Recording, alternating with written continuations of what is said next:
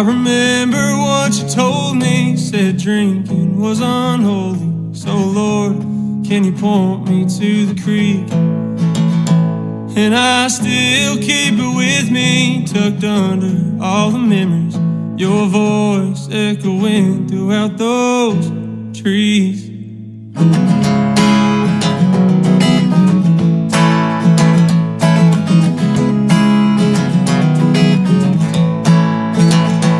And through unfavored weather and holes in the leather, these boots still covered in tar. Well, I'm still praying to the heavens and hoping for them sevens, but hope only gets a man so far. When this game of life plays heavy on my heart, and love is tough, but loneliness is twice as hard. And I'll carry that belt everywhere I go. And they say pressure makes diamonds. How the hell am I still cold?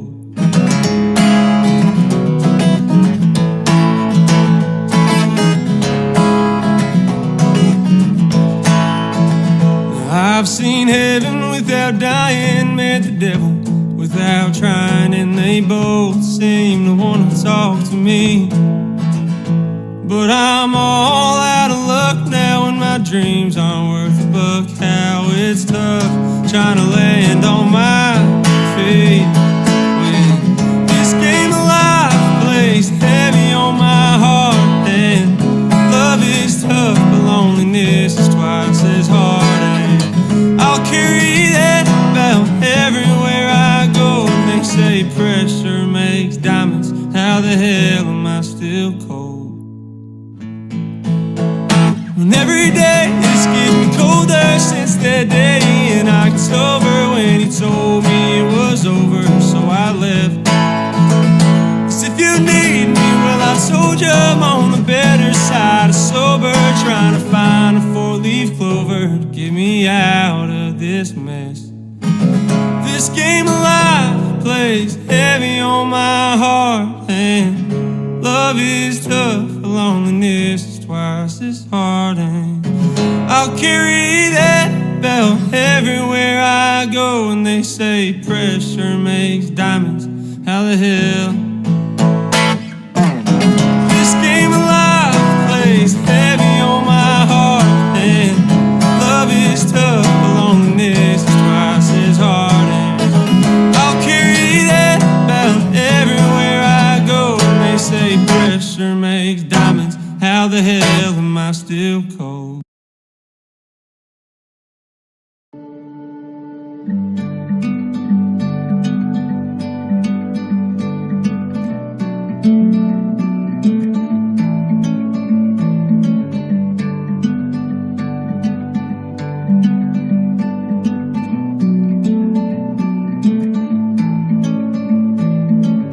I'm leaving home for the coastline, someplace under the sun. I feel my heart for the first time, 'cause now I'm moving on, yeah, I'm moving on. And there's a place that I've dreamed of, where I can free my mind. I hear the sounds of the season and lose all sense of time. I'm moving far away to a sunny place where it's just you and me. Feels like we're in a dream, you know what I mean. The summer air by the seaside, the way it fills our lungs, the fire burns in the night sky. This life will keep us young, yeah, keep us young.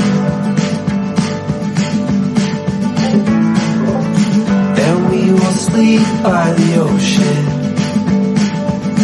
Our hearts will move with the tide, and we will wake in the morning to see the sun paint the sky. I'm moving far away to a sunny place where it's just you and me. Feels like we're in a dream. What up? You know what I mean?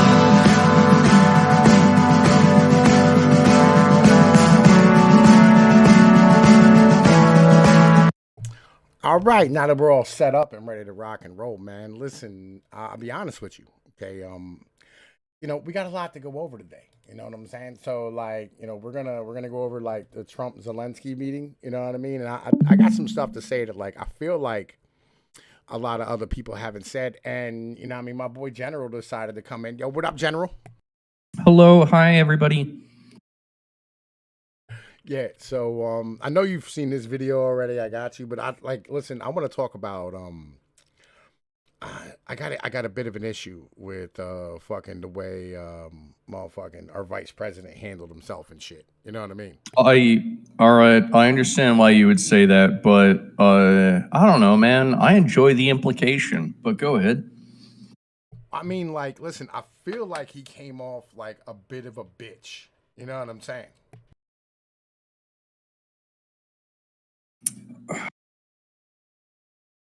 I think that he was backing up our president. I don't think he was. I think he was trying to go out on a limb on his own, and like he ended up looking like a bit of a bitch. And we'll get to that point here soon. This is about a 10-minute video. You know what I'm saying? We're gonna stop and pause. You know how this works. You know what I'm saying? We're gonna get into this.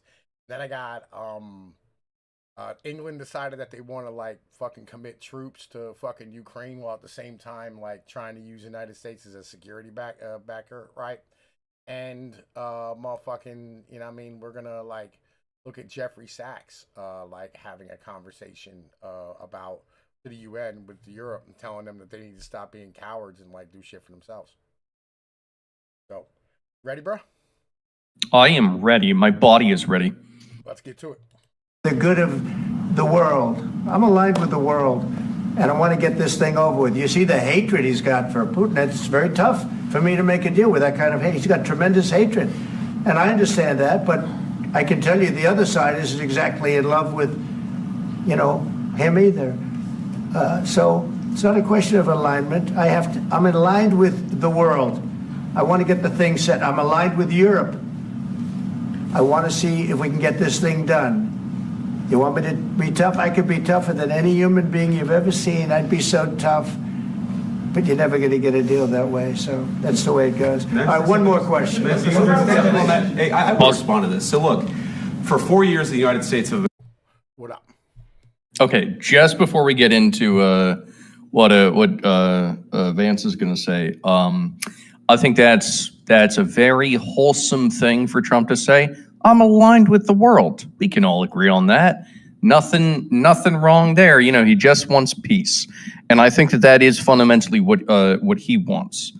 I think Vance might take a very slightly different perspective on things, but yeah, I just want to highlight that once again. I'm pretty sure that at this point everyone's seen this video. I've seen it like 4 times already. So you know, I think it's all right to I feel like Trump's answer was very political. You know what I'm saying? Like it was a real political fucking answer where it's like, you know, I'm not here with y'all or them. You know what I'm saying? Like I'm here with the whole world. We want to see this conflict stopped. And that's a great political strategy in the end of the day. You know what I'm saying? He's like, I'm not on your side. I'm not on Russia's side. I'm on like fucking the world side and the United States side.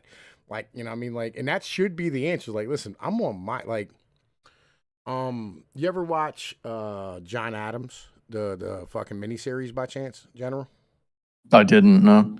There's a point where in John Adams, he goes to meet with King George of England, right? And fucking the king looks at him and he said, among all of your brethren or fucking whatever, comrades, compatriots, whatever it is, he said, I hear you least of all enjoy, the culture of the French, right? And John Adams looks at him and he says, "Sir, I, prefer no land but my own," right?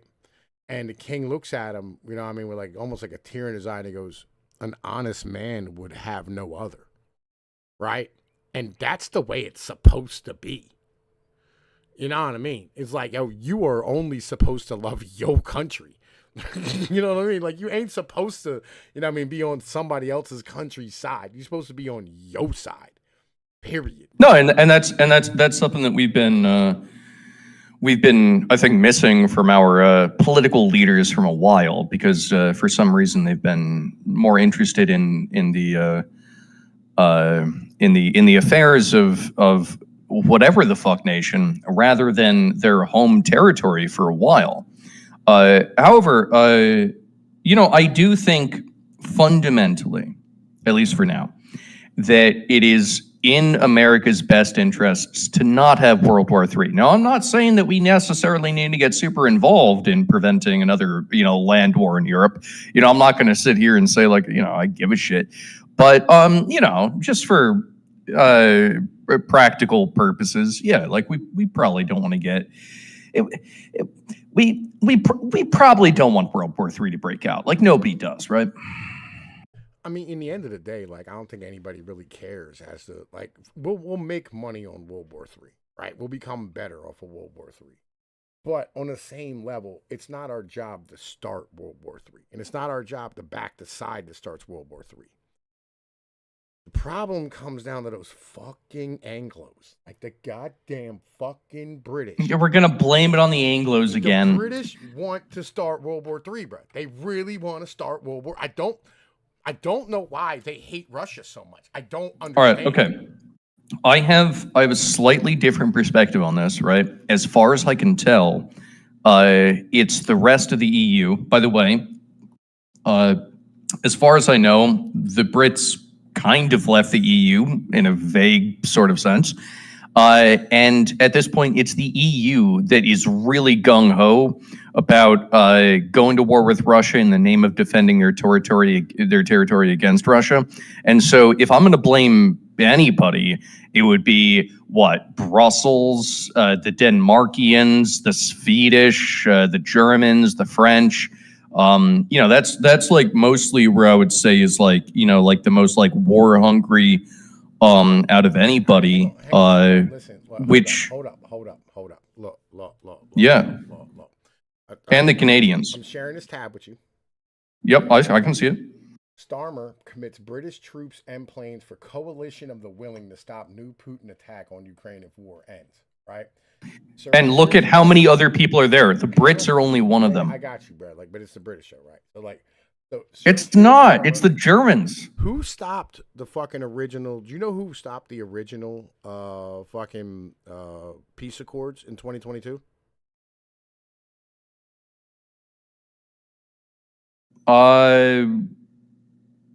Well, I'm going to say it was probably the Germans. No, it was the British. They literally sent the guy with the fucking Donald Trump hair from over there. Fucking, I forget his fucking name. Right.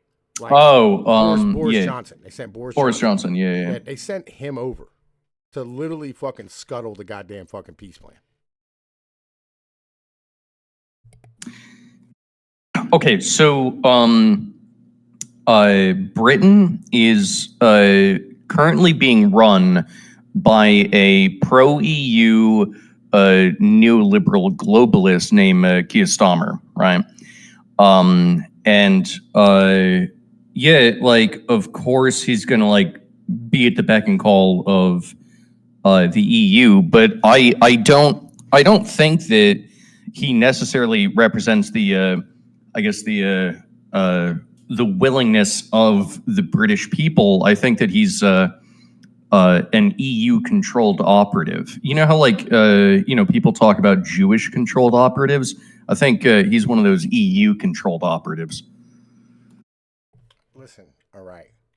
The PM, though, stressed how key to the plan would be getting America to act as security guarantee to backstop, which Donald Trump has so far not committed to do. Among the measures announced at the summit included a $1.6 billion finance deal, which would allow Ukraine to buy more than 5,000 missiles. As Sir Keir said, that the West stood at a crossroads in history today, right? And then up here it said Ukraine is prepared to back this with boots on the ground and planes in the air, right? Listen, the British hate the Russians. I don't know why. I really don't know why, because Russia's never attacked Britain, ever, right? I mean, in history. Throughout all of European history, going back 5,000 fucking years, the Russians have never been an issue for the British. Well, yeah, they're too far away. Neither are the Chinese. But why the fuck are the British involved?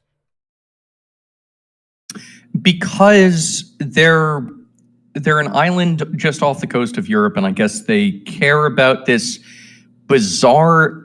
And I do want to say this is absolutely fucking bizarre. That there is this like borderline personality fucking idea. This neurotic concept that if Russia takes Ukraine, then they'll take Poland, and then they'll take Germany, and then they'll take France, and then they'll take the UK, right? Which is just patently absurd. But it seems as though a lot of these European leaders care about this. I mean, I'm not going to sit here and say that it makes sense, but like this goes back. Right, like really, really far, right? Britain has always stood here and fucked with Russia, like forever. And I don't know why. Like, I don't know what British, like, Britain always, like, fucks, like, they're the reason why the why the USSR existed.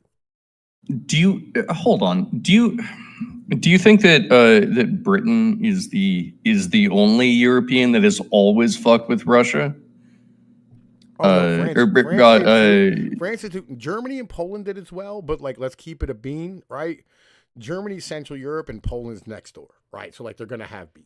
It's like France and Britain are like, I'd understand why, like, if like France was, you know what I'm saying, like standing here, like committing wars and shit, I would get why Britain would go after them, right? Because like, they have a history of, they're always at war, like just all like constant. They've been at war forever, right? France and Britain. But why Russia though? Like, I don't understand. It doesn't make any logical sense whatsoever. All right. Actually, in the chat, Tatsai Kai said it's because they blame them for no longer being communist. Remember, the current UK is communist. Yeah. No, that makes sense. Yeah. All the Brits are communist bastards, and they hate the Russians for no longer being communist. Yep, I think that's it. I think that's a good explanation. Yeah, I mean, and then like fucking, there's another dude who said, or in Tactical Fact, according to Rob Burns, Putin purged all the corrupt Russian oligarchs and they fled to the UK and embedded themselves in British politics. Also completely possible, yeah. So I think that in Britain there's a deeper divide between the people and the ruling class than here in America. I mean, obviously here in America we have a divide as well, but it's like they have a bigger schism between the two.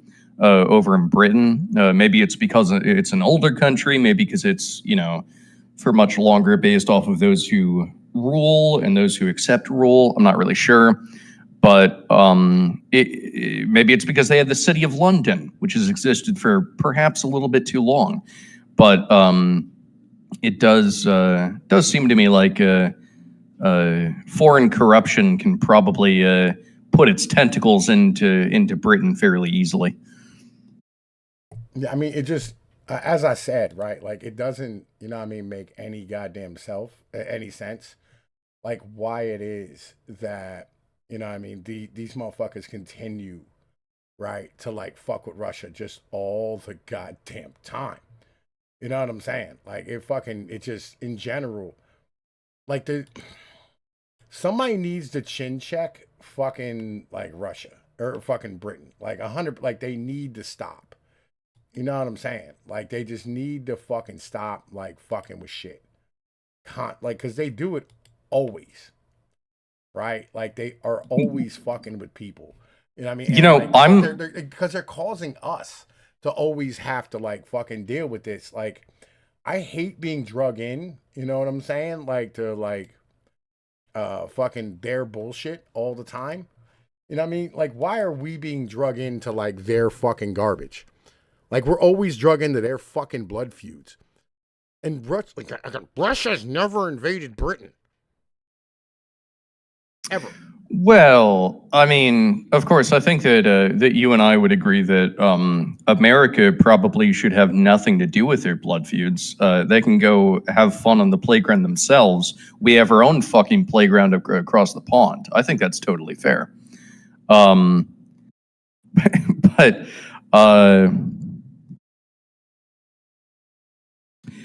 it sounds as though Pnoid, that you're more pro-Russian than you are pro-Britain, you know?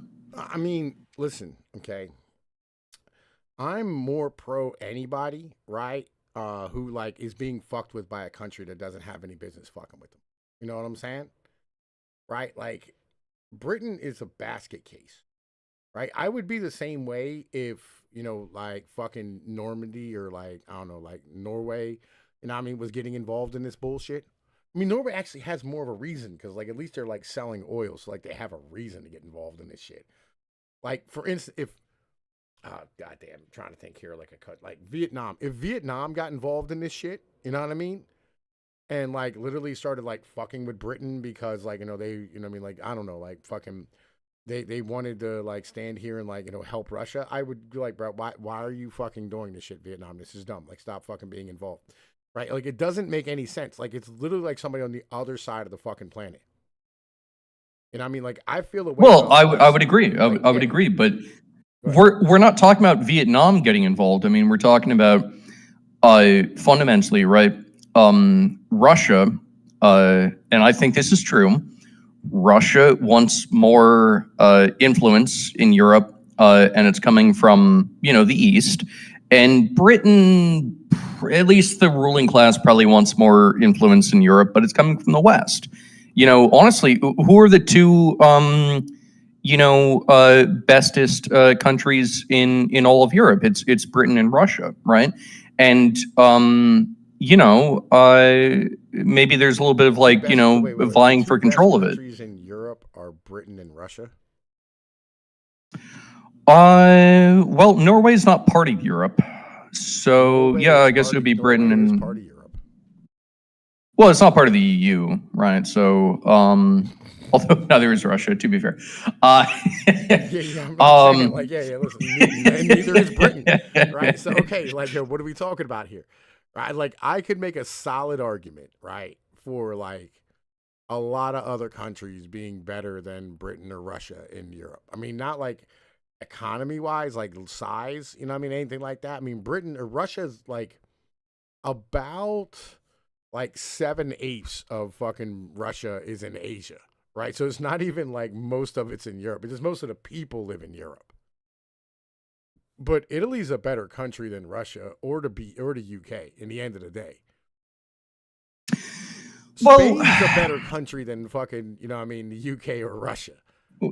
Well, there's a difference between, you know, what country is nicer to live in. Like, you know, between if I had to choose between Italy and Russia, I'd probably rather, you know, live in Italy. Yeah.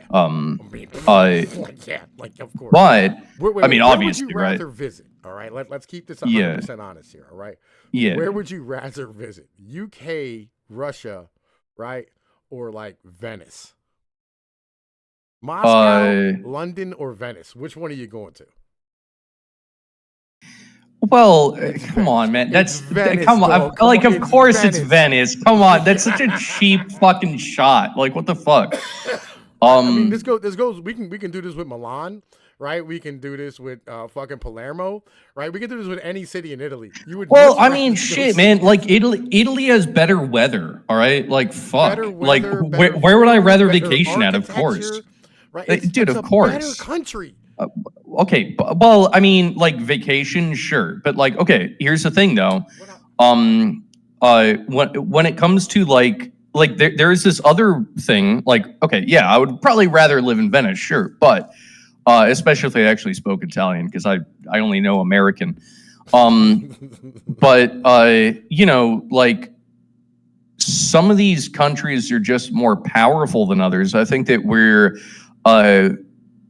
are rapidly going from a monopolar world to a multipolar world, which is probably, honestly, a lot more healthier for geopolitics. It'll probably engender more of this peace that all these fucking neoliberals always talk about. So I'm on board, but you know, and no one is saying that fucking Italy or Spain is going to be like a regional power in the next 100 years. That's not going to happen. I mean, no, right? I mean, France probably will be. Right, Turkey probably will be, Iran probably will be, Russia will 100%. You know, because Russia already is. You know, America, fucking China, you know, probably Australia, right? New Zealand. Actually, New Zealand might punk Australia here soon, just to, you know, I mean, keep it a bean, right? But like, yeah, man, like fucking. As far as like best countries in the EU, you know what I mean? Like fucking Spain, would you, again, Valencia or fucking London? Valencia all day. Like tapas or fucking fish and chips? Tapas. Well, okay, before 1 billion migrants invaded London, I might have picked London, but you know, it is what it is nowadays. I might have too, keeping it a buck. I might have too. You know what I mean? Go and fuck some beautiful little white fucking, you know what I mean, British chicks and shit. You know what I mean? They're like, may I have, please sir, may I have some more dick? You know what I mean? Like all day, right? Like all day. But like, yeah, it's not like that anymore. It's Alu Akbar. You know, I'm cool. You know what I mean? Okay, let's you want to like rewind 5 seconds and see what JD Vance has to say? All right. Quick question. Hey, I would respond to this. So look, for 4 years in the United States of America, we had a president who stood up at press conferences and talked tough about Vladimir Putin, and then Putin invaded Ukraine and destroyed a significant chunk of the country. The path to peace and the path to prosperity is maybe engaging in diplomacy. We tried the pathway of Joe Biden of thumping our chest and pretending that the President of the United States' words mattered more than the President of the United States' actions. What makes America a good country is America engaging in diplomacy. That's what President Trump is doing. Can I ask you? Sure. Yeah? Yeah. Okay. So he occupied our parts, big parts of Ukraine, part of East and Crimea. So he occupied it on 2014. So during a lot of years, so I'm not speaking about just Biden, but those time was Obama, then President Obama, then President Trump, then President Biden, now President Trump, and God bless, now President Trump will stop him. But during 2014, nobody stopped him. He just occupied and took. He killed people. You know what the contact 2015. 2014. 2014 and 2014. Yeah. So I was not here. Yeah, but he got the date wrong. Yeah, look at that. I mean, Trump doesn't deserve to be president anymore. He got one date wrong. Right, but like, so here's the thing, right? You know, what I mean, the whole Maidan massacre that happened that led to like, you know, fucking Zelensky being, you know what I mean, like put into power, right, was literally done by, you know what I mean, like the US CIA. Like it's known now that we fucking funded a color revolution and put snipers on the roof to kill people, right? And like fucking sat here and like used US aid to like fucking have journalists placing stories that, you know what I mean, got like all this shit to happen, right? And Crimea literally voted to join Russia. It was democratic. It just Ukraine didn't like it. You know what I mean? Like, and this is kind of the problem. Like, borders can't always be static. Well, okay, hold on. Their argument was that the democracy from Crimea was fudged, whereas, of course, the democracy from the West has never, ever been fudged. It's perfect. So, like, I think that's a pretty good argument. I do just want to point out in the chat, this guy said Spanish bitches or Anglo bitches. All right. I'm going 100% after Anglo bitches because they tend to be paler. I like a light-skinned woman. Maybe that's because I'm a Southeast Asian Indian guy, but right. yeah. But sorry, go ahead. Listen, Spanish or Anglo? I'm going Spanish. I know you would. I know you would. Like, listen, Spanish pussy's amazing though. Like, yo, I don't know if you ever had Spanish pussy. This shit is fantabulous. Is it as good as tapas? Better. Damn. Right. Listen, I mean, you gotta start naming other foods. You know what I mean? All right. I don't know any other Spanish foods. I know Mexican foods. Like, I can compare bitches to Taco tacos, Bell. Right. It's better than tacos. Right. Arroz con pollo. I mean, with black beans and shit. I don't know. Because it's been so long since I've had like proper Cuban food. Like, it really. But that nice pale skin pussy though. Like, I'm just saying, man. I understand where you are with the pale skin pussy. Right. I get it. 100%. I do. I understand. When they have freckles. Oh, when they got freckles. Oh man. You know what I really like? I like when them big blue eyes, they look up at you, right? You know what I'm saying? They're like looking at you like, oh my God, what are you doing to me? Right? That shit there, that fucks me up, bro. That breaks my brain. You know what I mean? Keep it Yeah. Right. But like, I understand that fundamentally you're an Italian, and that's the same thing as a Spanish because you were both invaded by the Muslims, and so like you're basically the same people. So I understand why you would prefer that. I mean, listen, okay, like, all right. And this is the problem, right? So, like, listen, it's not black. Like, Northern Africa is not and has never been black, right? It's always been, like, a mix of, like, everybody. It's, like, when you look at the world, it's like a color graph. You know what I mean? So, like, the bottom of, like, Africa, you know what I mean, is, like, black is black, right? And then, like, the fucking shades get lighter as you go up, right? And then in the middle is, like, the Mediterranean, right? So, like, you go from, like, the mutts. Europe. Huh? Yeah, the mutts. Yeah. But like the best though, like it's literally like the best people. Like all of like human history and like all of human culture comes from the Mediterranean. Are you saying that the highest quality of person is the most interbred mutt? Not inner. Why would it be interbred? Like they're the least interbred. Well, because not inbred, interbred, right? They're just a mix of everything.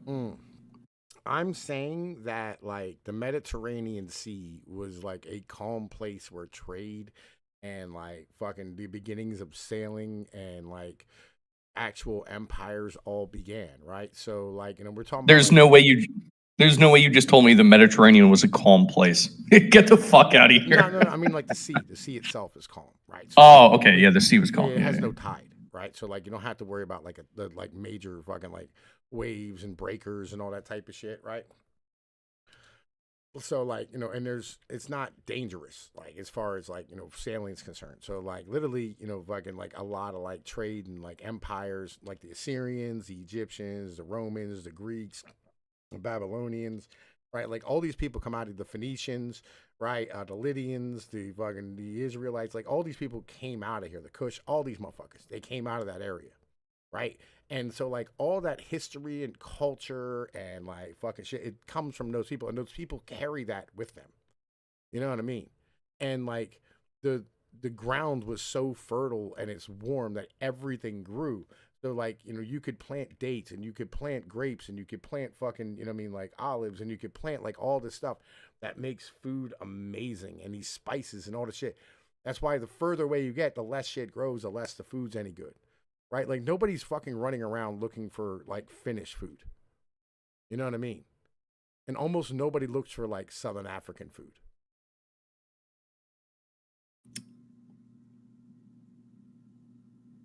All right. So James says, okay, I think we're off topic, Tom. And you know what? That is fair. We might be a little bit off topic. I will. Okay. Yeah. Go ahead. Play the video. Exactly right. Yes, but during 2014 till 2022, the situation the same. The people have been dying on the contact line. Nobody stopped him. You know that we had conversations with him, a lot of conversation, my bilateral conversation, and we signed with him, me, like a new president. In 2019, I signed with him the deal. I signed with him, Macron and Merkel, we signed ceasefire. Ceasefire. All of them told me that he will never go. We signed with him. Yo, but you signed the Minsk Accords and then went and fucking launched rockets into the fucking Donbass and Crimea. The fuck is this guy talking about? Like, bro, like Obama was literally like fucking sending weapons. Trump sent weapons to Ukraine. Why were they sending weapons to Ukraine? Because Ukraine was fucking using them. Russia wasn't breaking the shit. Like you know, all right, look. Russian proxies were breaking the shit 100%, but Russia wasn't breaking the shit. I can kind of understand where Zelensky is coming from here, right? Basically, for years and years, the Western nations were kind of backing them up, sending them military aid and money and whatever the fuck, and saying, no, we won't allow Russia to attack.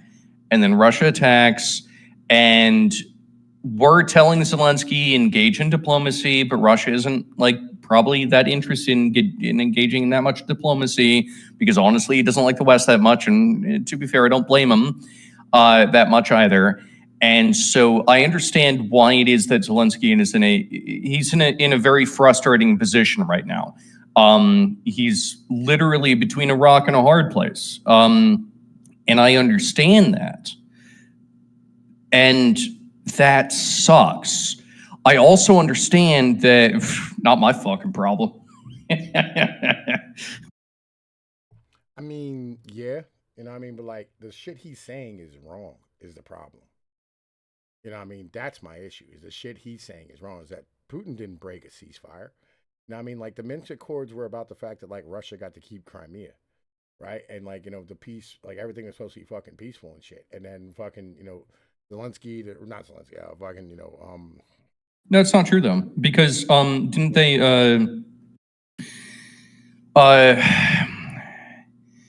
the Ukraine was not supposed to enter NATO, right?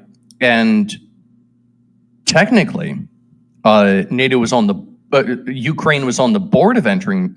They were like on the border of entering NATO, but they had not yet entered NATO. It was being entertained, but they had not yet entered NATO.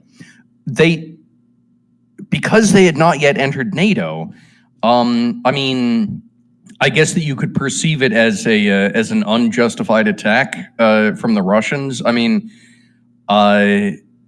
you know, technically speaking, according to the rules and whatnot, I don't know. Also, Starvin Ancient is saying in the chat that Tom, your mic is way too low, which is historically probably true. Nah, man, my mic should be fine, bro. Hang on, let me look at my thing. Let me look at my thing. Yo, why is it look so fucking low? That shit's fucking crazy. Yeah, well, fix it, bro. Oh, listen, it went. Why did it go the whole way down to 48, bro? Like that's fucking retarded. Okay, there we go. All right, there it should be better now.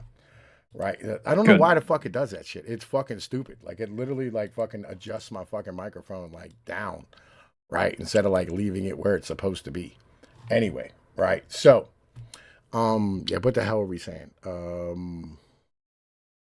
Shit. Anyway, yeah. Fuck, let's go back to the fucking video, bro. Listen, this is all nonsense. Gas contract. Yes, but after that, he broken this ceasefire. He killed our people, and he didn't exchange prisoners. We signed the exchange of prisoners, but he didn't do it. What kind of diplomacy, JD, you are speaking about? What do you mean?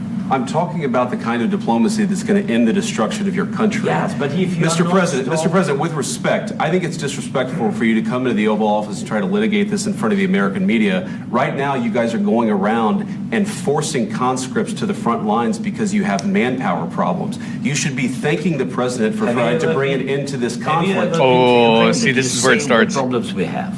I have been to. Come once. I have actually. Yeah, see, listen, this is where like fucking Zelensky's like, bro, you ain't there. Like, you ain't even come over, pussy. Like, what are you talking about? You'll know shit, right? This is where like fucking JD Vance kind of, listen, he looked like a punk on this one. You know what I mean? Like, oh, because Zelensky does got a point. Like, bro, like, what do you know? You ain't even on the ground. You know what I'm saying? Then like he's like, oh well, I read, Like, oh, you're getting secondhand reports. You know what I mean? Like, what do you know? Fucking all you know is what the fucking people tell you. Okay, that's an issue. But here's the thing, right? Like, I understand that. There's a lot of people, such as myself, that don't like Ukraine, and regardless of policy or who is right or whatever the fuck, it is really humorous to see our vice president tell Zelensky to shut the fuck up and say thank you. That is hilarious. I don't know if it's right or not, but I love it. Like, personally, I love that. I love it too. Get nothing misunderstood. You know what I mean? I thoroughly motherfucking enjoyed it, shit, right? But like, you know, I'm just saying that, you know what I mean, like fucking like JD Vance does kind of like a bitch here, especially when Trump steps in for him. You know what I mean? I've actually watched and seen the stories, and I know what happens is you bring them on a propaganda tour, Mr. President. Do you disagree that you've had problems bringing people into your military? And do you think that it's respectful to come to the Oval Office of the United States of America and attack the administration that is trying to prevent the destruction of your country? A lot of questions. Let's start from the beginning. Sure. First of all, during the war, everybody has problems. Even you, but you have nice ocean and don't feel now, but you will feel it in the future. God bless. You don't know that. That's where it starts. God bless. You will not have a war. Don't tell us what we're going to feel. We're trying to solve a problem. Don't tell us what we're going to feel. I'm not telling you. Because you're in no position to dictate that. That's exactly what you're doing. You're in no position to dictate what we're going to feel. Yo, listen, Trump is such a fucking monster, bro. Like, yo, he's like, you're in no position to stand here and try to like fucking tell us how we're going to feel about anything. You keep your fucking mouth shut and know your goddamn place. Okay. What Zelensky, I think, is basically trying to say here, and maybe it's because he doesn't know English that well, that you know, maybe he's not explaining it in the nicest way possible, but like his position is, well, you know, if Russia takes Ukraine, then Russia might take Europe, and then I don't know, it's going to take China, and then eventually it'll get around to invading the oceans, and then you know, maybe we'll feel the harsh reality of Russia, controlling the world.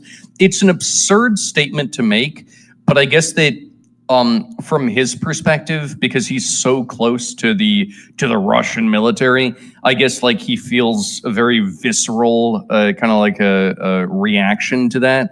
And so he's just saying like, yo, if you don't stop Russia now, they'll be a threat to you later. And I understand where Zelensky is coming from here, but Trump is just laying down the law, and he's like, no. America has its own interests. You don't know shit about American interests. You don't know shit about what we're doing. I'm in charge here. Fuck off. Worry about your own country. Why the fuck are you talking about mine? And yeah, I do very much like Trump's response here. Obviously, Trump is a much better negotiator than Vance is. That's clear. Oh, listen, I fucking agree. You know what I mean? Like, I 100% agree that, like, yo, listen, you know that I think that, you know what I mean, fucking these people, you know what I mean, as a whole are, you know what I mean, like, much better. Or I think Trump's 100% better than, like, fucking JD Vance is at, like, debates and all that type of shit. Trump's more charismatic. He's more imposing. You know what I mean? He's more of a fucking monster than JD Vance is. You know what I mean? Like just all the way and shit, right? You know what I mean? So like I think that's really where the fuck, you know what I mean, fucking it's really at. But you know what I mean, I do like how like Trump fucking just bullies him here. We're gonna keep going though. We're going to feel very good. Feel influenced. We're going to feel very good and very strong. You will feel influence. You're right now not in a very good position. You've allowed yourself to be in a very bad position, and he happens to be right about it. From the very beginning of the war. You're not in a good position. You don't have the cards right now. With us, you start having I'm not playing cards. Right now, you don't. You're playing cards. Mr. President. You're playing cards. Serious. You're gambling with the lives of millions of people. You're gambling with World War III. You're gambling with World War III. And what you're doing is very disrespectful to the country, this country. That's back to you far more than a lot of people. Go ahead. Okay. So I heard this take. This isn't something I noticed, but I heard this take from somebody else. And Trump says, like, he begins his statement by saying, look, basically Russia's not a good threat. America's in a good position, right? I mean, Russia's a threat to Ukraine, but Russia's not a threat to America. So like, fuck you. But then he kind of ends his statement with saying, you're gambling with World War III. And a world war theoretically would be kind of, an issue for America. Like we could stay out of it like we maybe, should have done in World War II until the Japanese fucking attacked us. But, it is weird that Trump would go from this isn't an issue to the United States to you're playing with World War III, which would become an issue to the United States. It's actually, there is actually kind of like some amount of contradiction there. At least I perceive that. Yeah, I mean, like I agree with you, right? And I don't think that, like Russia, again, like I've always thought, and I will continue to think that Russia should be like our best ally. I don't understand why it is we're not okay, let me ask you something, General. Who would be a better ally geopolitically and economically? Britain or fucking Russia? Britain. Explain why. We speak the same language. The whole British thing doesn't just contain Britain; it contains like Australia and.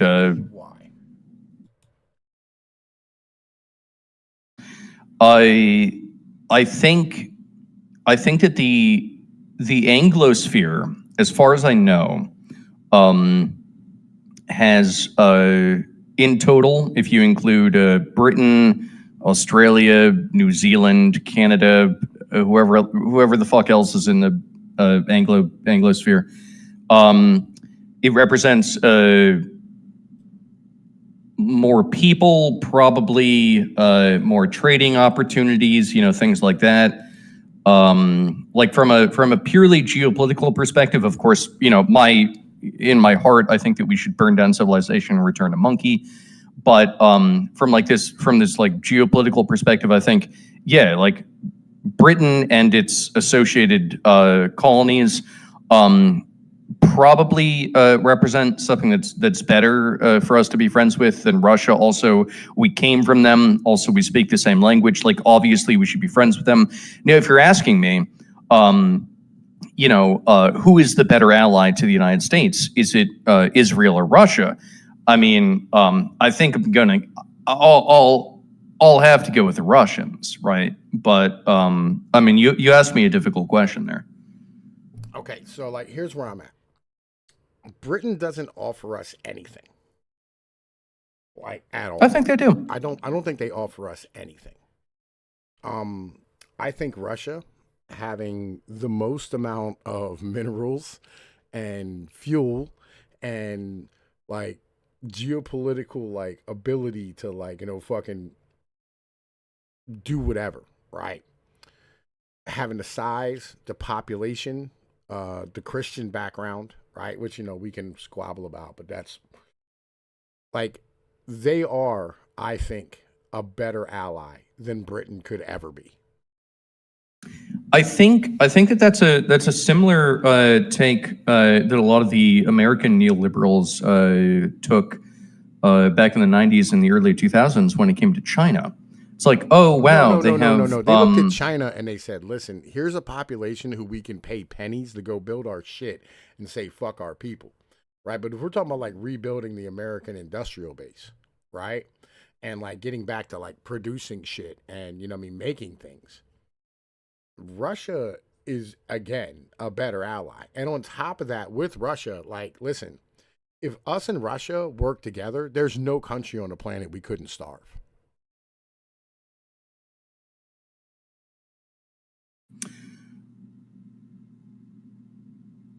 I think that I've heard similar things once again with the Chinese, because it wasn't just their worker base that attracted, I guess, like the neoliberals from a couple decades ago. It was China actually also has a ton of resources, natural gas. I think they have some amount of oil, a lot of fucking minerals. You don't make allies based off of how rich they are. No. Listen, we don't. Russia's not rich, right? They're mineral rich, right? They're fuel rich, right? They're fucking energy rich, right? Like, nobody looked at China and said, oh, they have all the stuff. They looked at China and said, here is a totalitarian state, right, who's going to like fucking basically pay for all the like the infrastructure that we need, right, and allow us to use their people to build all of our shit, and we can get massively rich. With Russia, it's not like that. With Russia, like, we're gonna have to pay for the goods, right? We're gonna have to pay people who are Europeans, basically European wages, right? We're gonna have to go through all that type of stuff. But on the same level, the amount of like minerals and fuel and all the shit that, like, the world needs, or that we need as a country, right, just in general, is unbelievably fucking like large. Like, and if we're friends with them rather than like continually trying to fuck with them because we're backing Britain, right, for some dumb fucking reason, right? Because again, Britain doesn't offer us anything. They don't have any minerals. They have no fucking oil. They don't have any fucking like real like actual like their population's full of fucking Muslims who are raping all the white women, right? They don't fucking like, they treat us like shit all the goddamn time. Like, I don't know why it is that like we're standing here like fucking sticking with Britain and not like going like, fuck y'all are retarded. We're gonna fucking like rock with Russia because they're a better ally. And on top of that, like, literally they're fucking 30 miles off the Alaskan coast. Why wouldn't we? Okay, I'm not going to say that we shouldn't be allies with Russia, right? Like, of course, all the democratic neolibs say that, oh no, Russia is the greatest enemy on earth. Of course, I don't believe that. Like, of course, like, Russia should be our ally. And I would like Russia to be our ally, because I think that would probably be in many of America's best interests, and we should stop fighting with them. And we shouldn't try to dominate them either. We shouldn't make them a vassal state.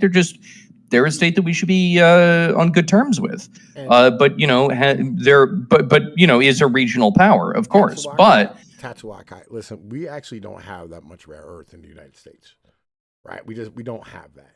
It's something that we don't have much of. I know, like, like, there's people who say like, oh, we have tons in this place, so we can't fucking mine it. That's not true. It's just in general not true. And the reason why we don't mine it is because like the amount that's there is not enough to really like build an industry around, right? Like, you're gonna strip it out in like fucking 5-6 years and it'll be done. And then you ruined like whatever the fuck is there. Whatever like geological shit, like the redwood forest or fucking, Yosemite or whatever the fuck it is. Like, yeah, there's nothing there, right, that we have. Canada has a bunch. We don't. Russia has a ton though. And that's the difference, right? Is that Russia does have like a ton of shit. That we need. It would literally make more sense for us to be like fucking allies with Russia than it ever does to be fucking allies with Britain, who has fucking nothing. Well, Britain, I'm not going to sit here and say that Britain has a lot of, let's say, resources, right? When it comes to, I don't know, phosphorus, iron, oil, other key minerals. Does Britain build But anything? I think that for the most part, they do a whole bunch of trade related things, and then they the money that they use, the money that they make off of like all the trade that they do, they use to import and welfare a whole bunch of third worlders, right? That's basically like their economic model. They wash dollars. That's what they do. Well, potentially, but you know, again, the UK is not just the UK. The UK as a we have lots of lithium. It's coming up in the Marcellus Shale in PA, right in West Virginia when we're doing the fucking fracking, right? Like basically they can wash it out of like the backwash and like get it out. Like we have lots of lithium in the U.S., right? You know what I mean? Which that's not something we get from Russia. That's an Argentinian thing. But like, yeah, we don't actually have a lot of rare. I understand rare earths aren't rare, like all that nonsense. It's the processing. Russia processes all of it, right? Okay. Again, and they're a better ally than China, and they're a better ally than Britain, right? So okay. So I believe that we and shit. I don't know if it's going to happen at this point, but I believe that at this point, at some point during the Trump administration, we should seize land from Canada. I don't know if we'll be able to get the whole thing. I don't want Quebec or Toronto, but I would like to seize a significant portion of that. And if we do so, that's probably going to upset our relationship with Britain.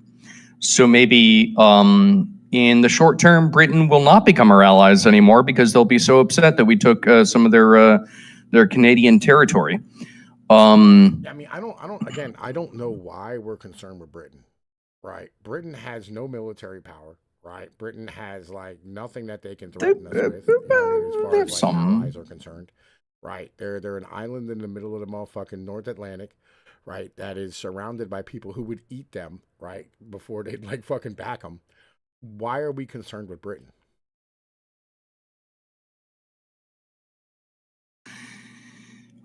Because like the feedstock for this country, the white Anglo-Saxons are fucking British. Is that why?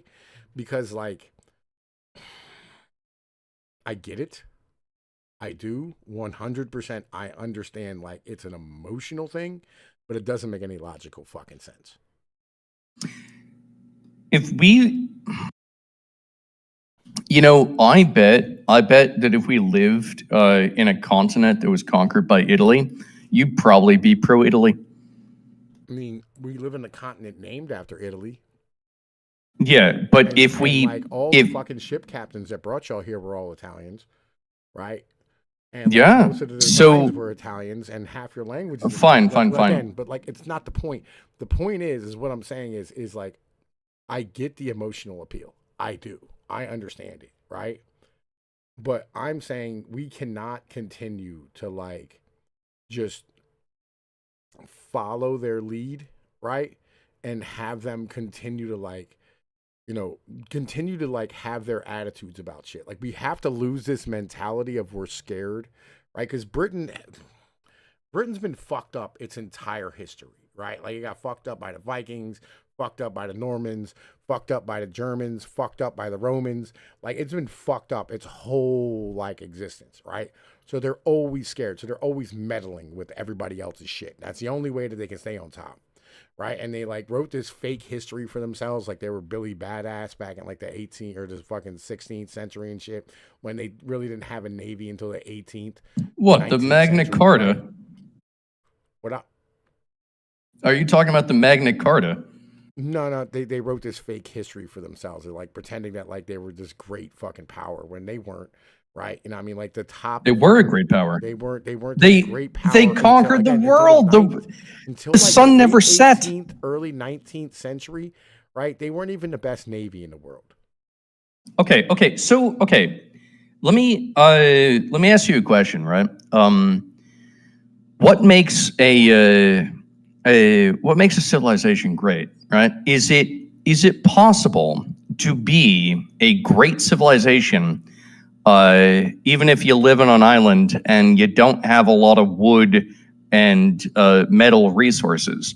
Well, it turns out actually, yes, you can do that.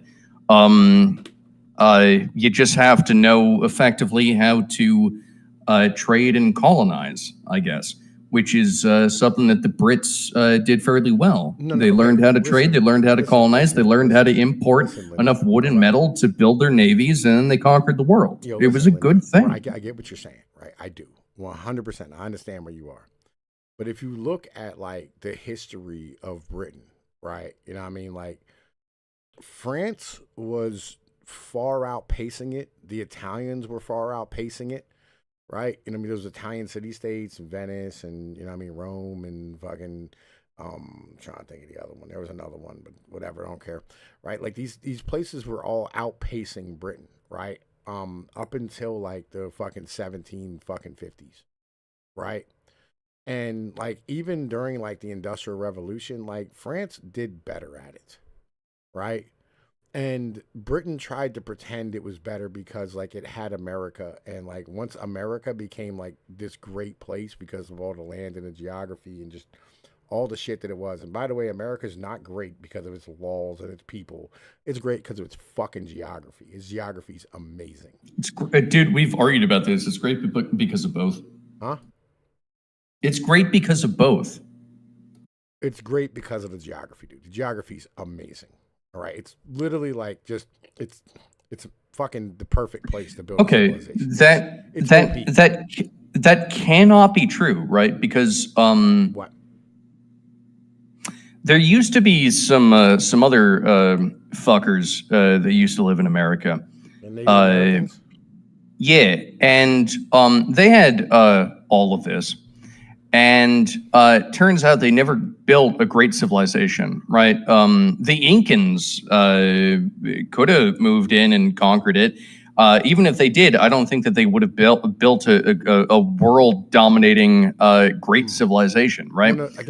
There was something about, and by the way, we landed here with way fewer people than the Native Americans. There was something about. I guess our tradition, our culture, something like that. It was horses. It was fucking horses. That's what it was. It was horses. You think it was all based on horses? Right? No. Let's keep it a bean. All right. Native Americans had no beast of burden. Do you know who else had horses? Who? Everyone to the east of the Atlantic, and we see.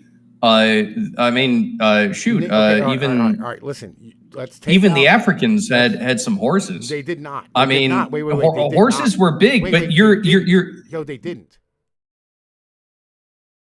You're going with this land, germs, and steel model. No. Okay, all right. Listen. So do you know? All right. So basically. Central Africa, right? You know, I mean, there's like okay,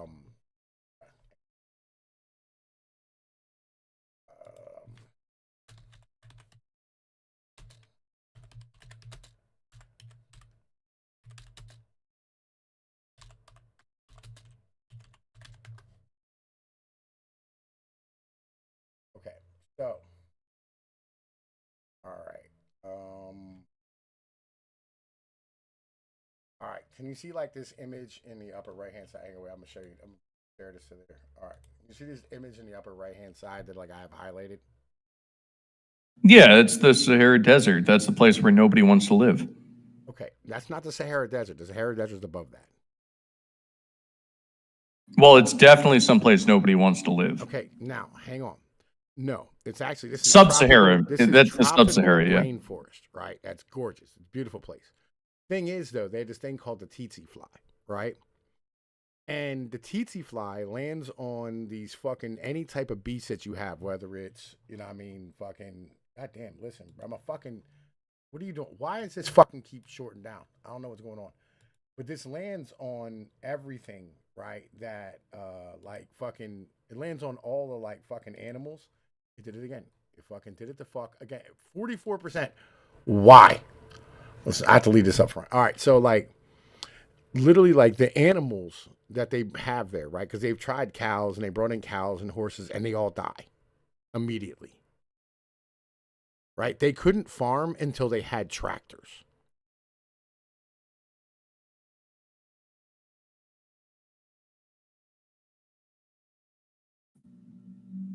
Okay. Right? This is why, like, there's no great, you know what I mean, fucking, you know what I mean, like, shit in the Central Africans or in the African continent.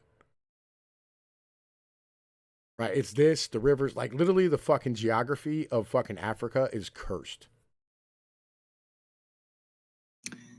So, are you saying that civilization can only exist at a particular temperature? I'm saying that civilization can only exist if you have a combination of things.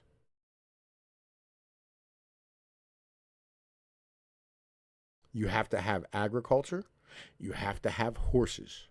You have to have rivers, right? And you have to have fucking like arable land, right? And you have to have all these things in like a large enough amount to feed excess population and in a place where there's not massive amounts of like disease and fucking like insects that are going to kill you. Well, I'm going to totally agree with that. I think that yeah, the habitat has a huge influence over you know, the population that's living in that habitat, obviously, right? And so if you have a whole bunch of people, like let's say in Europe, that live for thousands upon thousands of years with all these cool things, you know, rivers, horses, all that kind of fun stuff. Well, they might just be able to build a fleet of boats and figure out how to apply agriculture to places where other people had not been able to previously apply agriculture. And I'm citing, let's say, South Africa for that, right? I mean, yeah, obviously.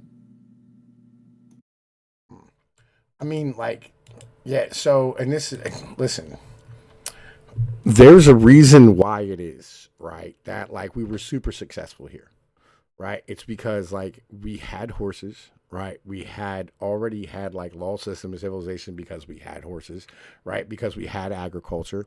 We came from a land where there was very little fucking amounts of predators and very little amounts of fucking like disease, right? Spread by fucking like flying insects and shit, right? All these type of things ended up, you know what I mean, creating civilizations, you know what I mean, inside of, on Europe that spread out to the Americas. And whoever would have found North America, right, would have done very, very well with it. Now, you can argue the Spanish and the French were already here, right? But the Spanish and the French were in the South, right? And I mean, they were in the Caribbean, Mexico, South America. The French were in North and Canada, right? The Dutch were in New York doing rather well, right? And then the English took them the fuck over, right? Anybody who came here would have done well. You know what I'm saying? They would have done very fucking well. Because, like, this fucking land is amazing. The geography is just OP as fuck. And on top of that, our diseases wiped out most of the native population. I mean, that was pretty based.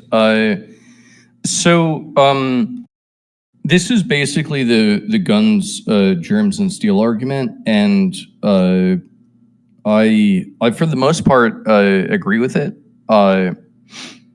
But when it comes to the modern world, which is objectively heating up. Global warming is happening. I'm not going to stand here and say that it's human caused, but even if it is, I'm not opposed to it. Warmer Earth with more carbon dioxide is exactly how the dinosaurs lived, and I want to become a dinosaur. In the future, the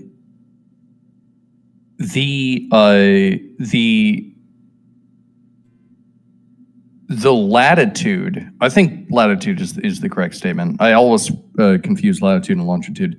But I think the latitude at which good civilizations can exist is going to march further upwards, right? So, by the time that the North Pole melts, we might see that the best civilizations exist in Alaska. Who knows? Because it used to be that the best civilizations existed in Mesopotamia, but they certainly don't now, right? Right. I mean, like, this is the cycle of empires, right? Like, there's parts of the empire that the end of it that, like, motherfuckers don't understand, right? So all old empires, right? They grow, or they fucking, they birth, they grow, they mature. Right, they begin to decline, and then they don't die. They just settle into like their new role as a nation, as a people. Right, like Rome did it, fucking Egypt did it, Lydia did it, fucking the Assyrians did it, the Babylonians did it, the Persians did it, the Chinese did it, the Japanese did it, right? The Russians did it, the British, the British are still doing it, right? This is how this works. Like once you're done expanding and then you contract back into like your core, right? You just settle into becoming a normal nation again. And that's the way it's supposed to work. It just to address something that someone said in the chat, Johnny Boy said, basically we're lucky as fuck. Someone else said, it was the bugs. Yeah, in part it was the bugs, and I think when it comes to Europe, in part we were quite lucky, yes. But the geography of Europe made us lucky in a sense. Europe has a whole bunch of dividing lines between it, a whole bunch of rivers and mountains and islands and what the fuck, and that caused war to happen. It caused the buildup of armies and kingdoms and invasions, and the whole topography of Europe allows for just basically constant war to happen. And I do think that over time, over thousands of years of just constant war, which also you could describe the Roman Empire with the Mediterranean as being actually kind of a similar sort of a dynamic, but probably with more boats. This tends to lead a people towards being just more warlike. And if you're more warlike, then you're more likely to establish empires and build. And that's probably, a good thing for at least for the civilization, not necessarily for surrounding civilizations. And, we ought not forget that when we, for some reason, decide to let a whole bunch of German women decide that importing a billion Syrians is a good idea. Just want to make that point. Yeah, I agree. Right. I think that like what we should understand just like where we are and like what's going on. I don't know, whatever. Fucking bro, listen, hold up. Let's go back to like our original shit, right? Because we got we got a little bit off track. Yeah. That's what we do. You know what I mean? That's what we do. My favorite thing. Let's keep going. Said they should have. Have you said thank you once this entire meeting? Times. No, in this Even entire today. meeting, have you said thank Even you? today. You went to Pennsylvania and campaigned for the opposition in October. Offer some words of appreciation for the United States of America and the president who's trying to save your country. Please, You think that if you will speak very loudly about the war, you He's can... not speaking loudly. He's not speaking loudly. Your country is in big trouble. Can I Wait a answer? minute. No, Can you've I done a lot answer? of talking. Your country is in big trouble. I know. You're not winning. I know. You're not winning this. You have a damn good chance of coming out okay because of us. Mr. President, we are staying in our country, staying... You only fucking exist out here because of me. You understand that, you motherfucker? Like, who the fuck do you think you are, bro? Hold up. That's what he said. That's basically what he said. We gotta do this, bro. Listen. Yo, hold up. Yo, hold up. We gotta do this. My yo. Okay. Yo, here we go. Where the fuck you get off talking to people about me behind my back going over my head? What people? Turn the volume What on. you think, I wasn't gonna find out? I don't even know what you're talking about, Nick. No, you said I'm bringing heat on you? I gotta listen to people because of your fucking shit? You're ordering me out? You better get your own fucking army, pal. I didn't do anything. I mean, I didn't order you or anybody. I only told Andy Stone that you had a lot of heat on you, and that was a problem. You want me to get out of my own fucking town? Yeah, I said let the bullshit blow over for a while so I can run the casino. Anything goes wrong with the casino, it's my ass. It's not yours, it's my ass. I don't know whether you notice or not, but you only have your fucking casino because I made that possible. I'm what counts out here, not your fucking country clubs or your fucking TV shows. And what the fuck are you doing on TV anyhow? You know, I get calls from back home every fucking day. They think you went batshit. I'm only on TV because I gotta be able to hang around the casino. You understand that? You know that. Fucking Come on. ass. You could have had the food and beverage job without going on television. You wanted to go on TV. Yeah, I did want to go on TV. That way I have a forum. I can fight back. I'm known. People see me. They know they can't fuck around with me like they could if I was an unknown. That's right. You're making a big fucking spectacle of yourself. Me? I wouldn't even be in this situation if it wasn't for you. You brought down so much fucking heat on me. I mean, every time I meet somebody here, the big question is, do I know you? Oh, sure. And Now what do you I want to do? blame your fucking license on me. No, Is that I'm it? just, Nikki, when you asked me if you could come out here, what did I tell you? I mean, you asked me, and I knew you were going to come out no matter what I said, but what did I tell you? Do you remember what I told you? Back Do you up, remember back what up I a told fucking you? minute here. 1 minute. I asked you, when the fuck did I ever ask you if I could come out here? Get this through your head, Get this through your head, you Jew motherfucker, you. You only exist out here because of me. That's the only reason. Without me, you, personally, every fucking wise guy still around will take a piece of your fucking Jew ass. Then where you gonna go? Your fucking warrant don't ever go over my fucking head again, you motherfucker, you. Yo. Yo, I fucking love. Yo, this is one of my favorites. That's from Casino, bro. Like, anybody ain't ever seen that movie, go watch that movie. It's a fucking great movie and shit, bro. Like, 100%. This is Donald Trump. Like, you motherfucker, you only exist out here because of me. Every time somebody asks, motherfucking, do I know you? Yo. Fucking great, bro. Fucking great. Legit. That's exactly what this is. All right, bro. Let's finish this motherfucker up because, like, yo, we got like a long ass video after this. Like, yo. Strong from the very beginning of the war. We've been alone, and we are thankful. I said thanks You haven't been in this alone. cabinet. You and haven't not been only alone. in this We cabinet. gave you, through I this said stupid thank- president, $350 billion. You voted We gave for you your military president. equipment, You and you voted men for are your brave, but they had to use our military. What up? You I don't know how you did it, but you completely turned down the volume of the stream on my part. I can't hear it. Can't hear it at all? Nah, fam. God damn it. Fucking over here. Gotta go fucking stream. Let's do it. Fucking do it.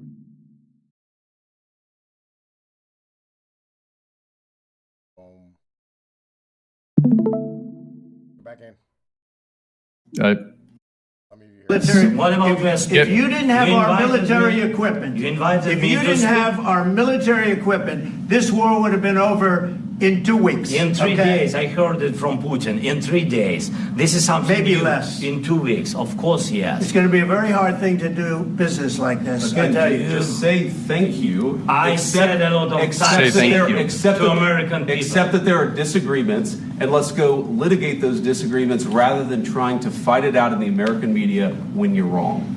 We know that you're wrong. But you see, I think it's good for the American people to see what's going on. I understand, sir. I think it's very. Yeah, I think it's good for the American people to see what's going on. I agree. I completely agree. I am, because my bet is that shit like this happens all the time. I'm glad that we got to see it. I fucking agree. I 100% fucking agree with you. Right? Legit. Fucking. But yeah, all right. This is about the end of this one here, right? So we're gonna move over to the Jeffrey Sachs thing. You see this yet? No, I haven't seen this. All right, this is fucking base, bro. This is 100. Yo, Jeffrey Sachs is a beast. Like, yo, he just fucking goes off on fucking the EU and shit, right? Like, he's talking to the EU leadership and then go off and tell them to get fucked, right? This is gonna be fucking amazing. All right, watch this. In Eastern Europe, the former Soviet Union, Russia, very closely for the last 36 years. I was an advisor to the Polish government in 1989, to President Gorbachev in 1990 and 91, to President Yeltsin in 1991 to 1993, to President Kuchma of Ukraine in 1993-94. I helped introduce the Estonian currency. I helped several countries in former Yugoslavia, especially Slovenia. I've watched the events very close up for 36 years. After the Maidan, I was asked by the new government to come to Kiev, and I was taken around the Maidan, and I learned a lot of things firsthand. I've been in touch with Russian leaders for more than 30 years. I know the American political leadership close up. Our previous Secretary of Treasury was my macroeconomics teacher 51 years ago, or just to give you an idea. So we were very close friends for a half century. I know all of these people. I just want to say this because what I want to explain in my point of view is not secondhand, it's not ideology, it's what I've seen with my own eyes and experienced during this period. Based qualia. All right, so yeah, this dude here legitimately is, you know what I mean, like, fucking like an expert. Right, this guy here was in, you know what I mean, like Eastern Europe, right? Like he was fucking getting it done out here, being an ambassador, working with fucking countries. He was there throughout this entire shit, right? So like, this is not like some guy who's just like an armchair dude who studied some nonsense book or, you know what I mean, dealt with whatever. This guy is that fucking dude. This was the guy that was making sure that Hunter Biden could collect those sweet Ukrainian dollars. All right, yeah, all right. I respect this guy. Let's keep going. In my understanding of the events that have befallen Europe in many contexts, and I'll include not only the Ukraine crisis, but Serbia, 1999, the wars in the Middle East, including Iraq, Syria, the wars in Africa, including Sudan, Somalia, Libya. These are to a very significant extent that would surprise you, perhaps, and would be denounced about what I'm about to say. These are wars that the United States led and caused. And this has been true for more than 40 years now. What happened, more than 30 years, I should say, to be more precise. The United States came to the view, especially in 1990, 91, and then with the end of the Soviet Union, that the U.S. now ran the world, and that the U.S. did not have to heed anybody's views, red lines, concerns, security viewpoints, or any international obligations or any UN framework. I'm sorry to put it so plainly, but I do want you to understand. I tried very hard in 1991 to get help for Gorbachev, who I think was the greatest statesman of our modern time. I recently read the archived memo of the National Security Council discussion of my proposal, how they completely dismissed it and laughed it off the table when I said that the United States should help the Soviet Union in financial stabilization and in making its reforms. And the memo documents, including some of my former colleagues at Harvard in particular, saying we will do the minimum that we will do to prevent disaster, but the minimum. It's not our job to help. Quite the contrary, it's not our interest to help. When the Soviet Union ended in 1991, the view became even more exaggerated. And I can name chapter and verse. But the view was, we run the show. What up? See, I feel like this is true.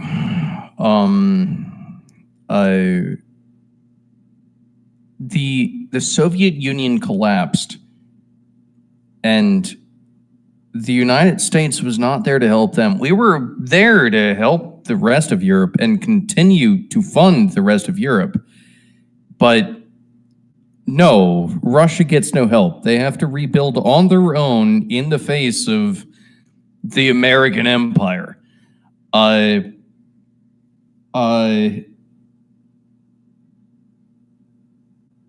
That's a good way to make an enemy. That's such a good way to get someone to hate your guts. And then even after the Soviet Union fell, I've heard about this.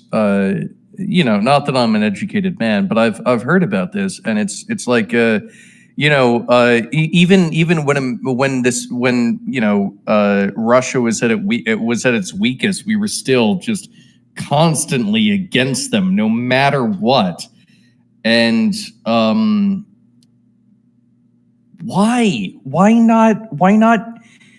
You know, they lost. You know, when Germany, who had been our greatest enemy or whatever the fuck, had lost, we helped them out. We were like, yo, yeah, we'll trade with you. We'll give you a whole bunch of fucking money or whatever the fuck. Yeah, of course. But when Russia loses, no, we need to secure Europe and make sure that Russia can't do trading very good. Like, why is it that when Nazi Germany fell, it's okay for America to build them back up, but when the Soviet Union fell, it's not okay to build Russia back up? What is the fundamental difference here? I actually do not understand. Because Britain. Yeah, okay, all right. Fucking British conspiracy theories. No, I think it goes deeper than that. I'm not playing man. like, bro. Like, this has been the policy, right, forever. Right, this has been the policy of Britain since like the 1600s. Right, and like this dude says the same thing. Right, this is not just me. He says this shit. He literally says that like we follow the British fucking like mandates on this shit. All right, keep playing. Let's see what he says. Cheney, Wolfowitz, and many other names that you will have come to know literally believed this is now a U.S. world, and we will do as we want. We will clean up from the former Soviet Union. We will take out any remaining allies. Countries like Iraq, Syria, and so forth will go. And we've been experiencing this foreign policy for now essentially 33 years. Europe has paid a heavy price for this because Europe has not had any foreign policy during this period that I can figure out. No voice, no unity, no clarity, no European interests, only American loyalty. There were moments where there were disagreements and very, I think, wonderful disagreements, especially in the last time of significance was 2003 in the Iraq War, when France and Germany said we don't support the United States going around the UN Security Council for this war. That war, by the way, was directly concocted by Netanyahu and his colleagues in the US Pentagon. Not playing. Like, listen, there's a reason we're listening to this. Okay. All right. Okay, this guy ain't playing. All right, fair enough. He's not fucking around. You know what I mean? Like, yo, he's calling out names. All right? He's naming names, you know what I mean? And like, yo, fucking letting him up, like dropping all the tea. Right? So like, man, he's sounding so fucking like he sounds like my fucking 11th grade history teacher. You know, he's just kind of monotonous about his words, but all right, he's saying shit. Yeah, I respect that. I know you hate boring, but you know what I mean? Like, yo, there's content here. All right. We're gonna I hate to say it, this is like an hour and 38 minutes long, right? And we skipped over some of the beginning of it, but like, you know, we'll try to skip through a little of this. You know what I mean? But like, bruh, like, you know, he literally just said Netanyahu fucking came up with the Iraq war. But yo, it's where we are. Let's keep going. I'm not saying that it was a link or mutuality. I'm saying it was a direct war. That was a war carried out for Israel. It was a war that Paul Wolfowitz and Douglas Feith coordinated with Netanyahu. Damn. And that was the last time that Europe had a voice. And I spoke with European leaders then, and they were very clear, and it was quite wonderful. Europe lost its voice entirely after that, but especially in 2008. Now, what happened after 1991 to get to 2008 is that the United States decided that unipolarity meant that NATO would enlarge somewhere from Brussels to Vladivostok, step by step. There would be no end to eastward enlargement of NATO.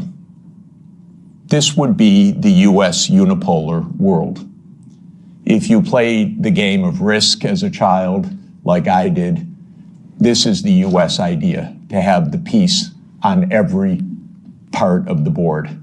Any place without a US military base is an enemy, basically. Neutrality is a dirty word in the US political lexicon. Perhaps the dirtiest word. At least if you're an enemy, we know you're an enemy. If you are neutral, you're subversive. Because then you're really against us, because you're not telling us. You're pretending to be neutral. So this was the mindset, and the decision was taken formally in 1994, when President Clinton signed off on NATO enlargement to the east. You will recall that in February 7th, 1991, Hans-Dietrich Genscher and James Baker III spoke with Gorbachev. Genscher gave a press conference afterwards where he explained, NATO will not move eastward. We will not take advantage of the dissolution of the Warsaw Pact. And understand that was in a juridical context, not a casual context. This was the end of World War II being negotiated for German reunification. And an agreement was made that NATO will not move 1 inch eastward. And it was explicit, and it is in countless documents, and just look up National Security Archive of George Washington University, and you can get dozens of documents It's a website called What Gorbachev Heard About NATO. Take a look, because everything you're told by the US is a lie about this. But the archives are perfectly clear.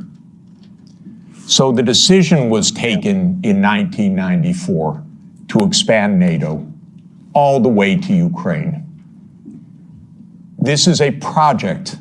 This is not one administration or another. This is a US government project that started more than 30 years ago.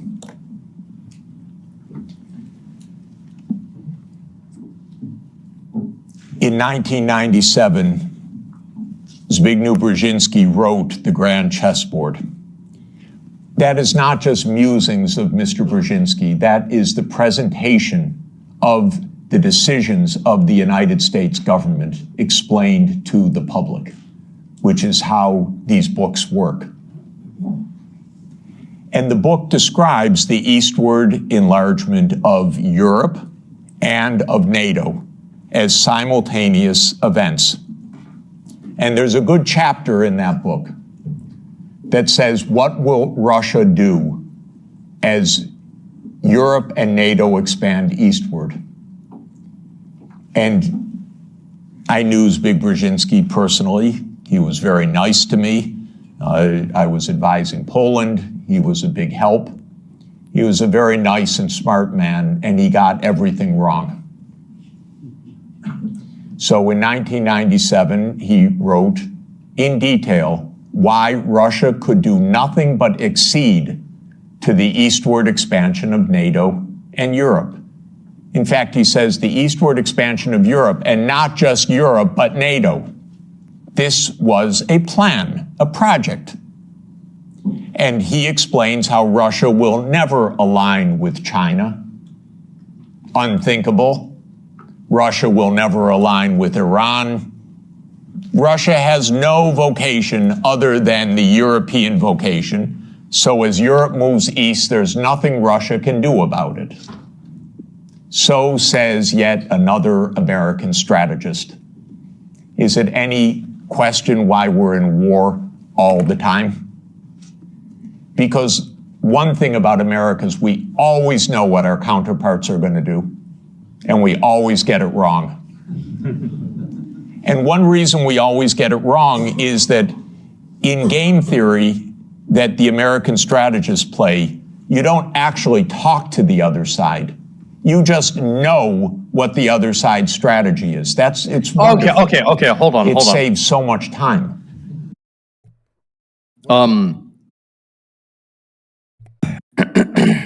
Yo, I wanna say this, right? Like, there's this whole idea that came out of probably like German philosophy, you know, where all bad ideas come from. But it's that you can use game theory towards your opponents on the world stage, right? That or that you can use predictive analysis models on your opponents on the world stage, right? And I feel as though this was a popular sort of a idea, especially maybe like a couple decades ago, that kind of shit. And yet, as far as I can tell, that's not true. Because when you're dealing with an opponent, you're not dealing with an algorithm. You're not dealing with a prisoner's dilemma, right? You're not dealing with a mathematical equation. When you're dealing with an opponent, you're fundamentally dealing with another human, which is probably going to be a lot smarter than a mathematical algorithm, and is also going to operate completely differently than a mathematical algorithm. There is a sort of scientism that we have accepted into the West when it comes to running our civilization, running our foreign policy, running our domestic policy and our welfare, or whatever the fuck, that literally has nothing to do with reality. It's simply a series of models that, I don't know, some assholes constructed a while ago that are decent, they're good enough models for seeing how marbles play out, running down a fucking maze, but they have nothing to do with the reality that actually contains humans. This is something I see as a fundamental flaw. I do very much agree with what this man is saying. All right, so this didn't come out of Germany. This came out of the Rand Corporation, right? Which is an American think tank.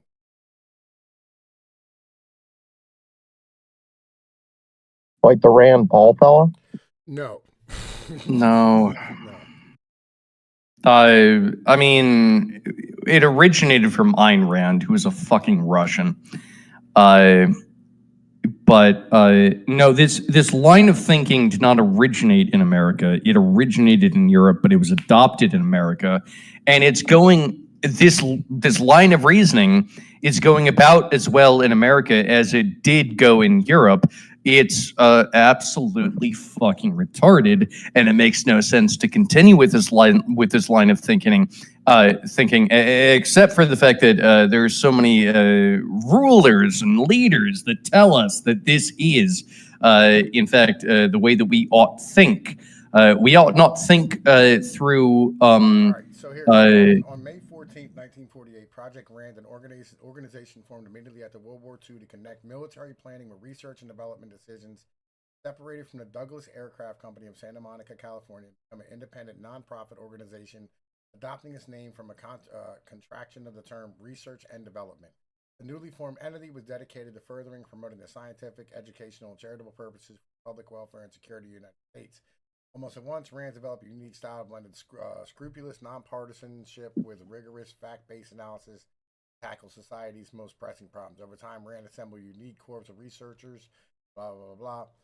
First satellite design, the Johnny-Yak complex analytical. If it was started in 1948, it was probably run by a bunch of Germans, and you and I both know that. Cost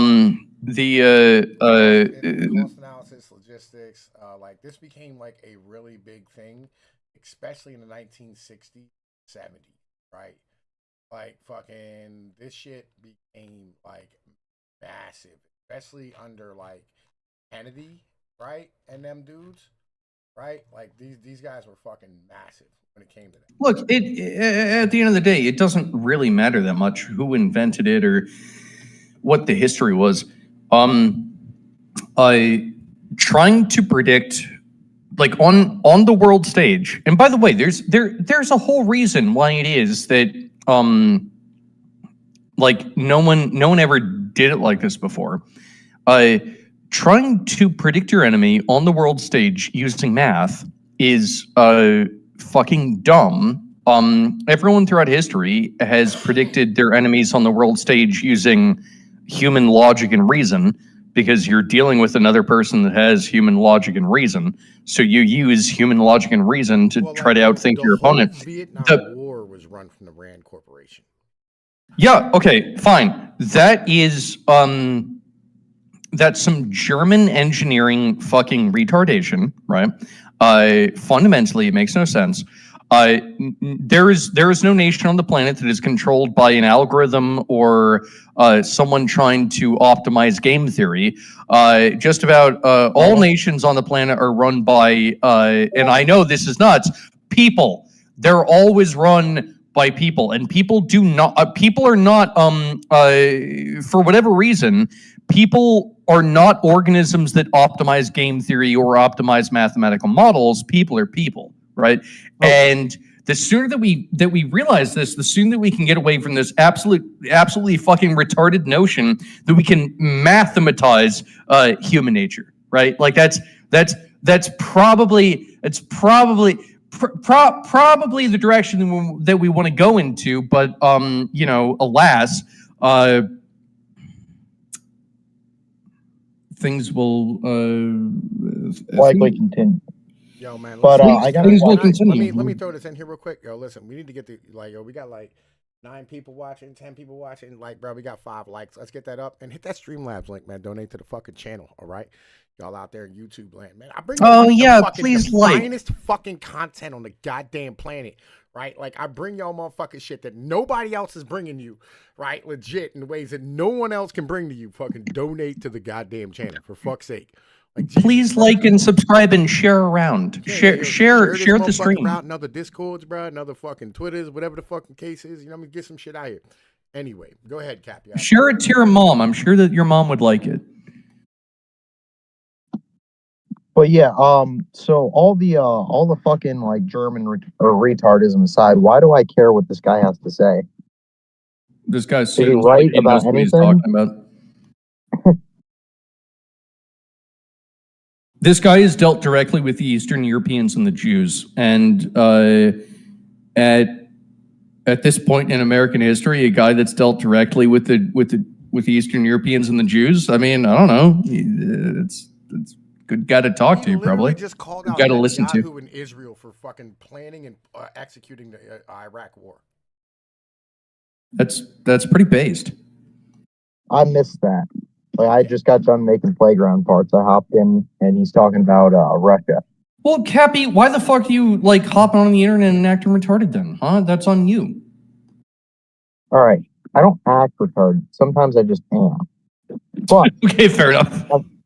I'm just like, you know, figuring out what exactly he's talking about, right?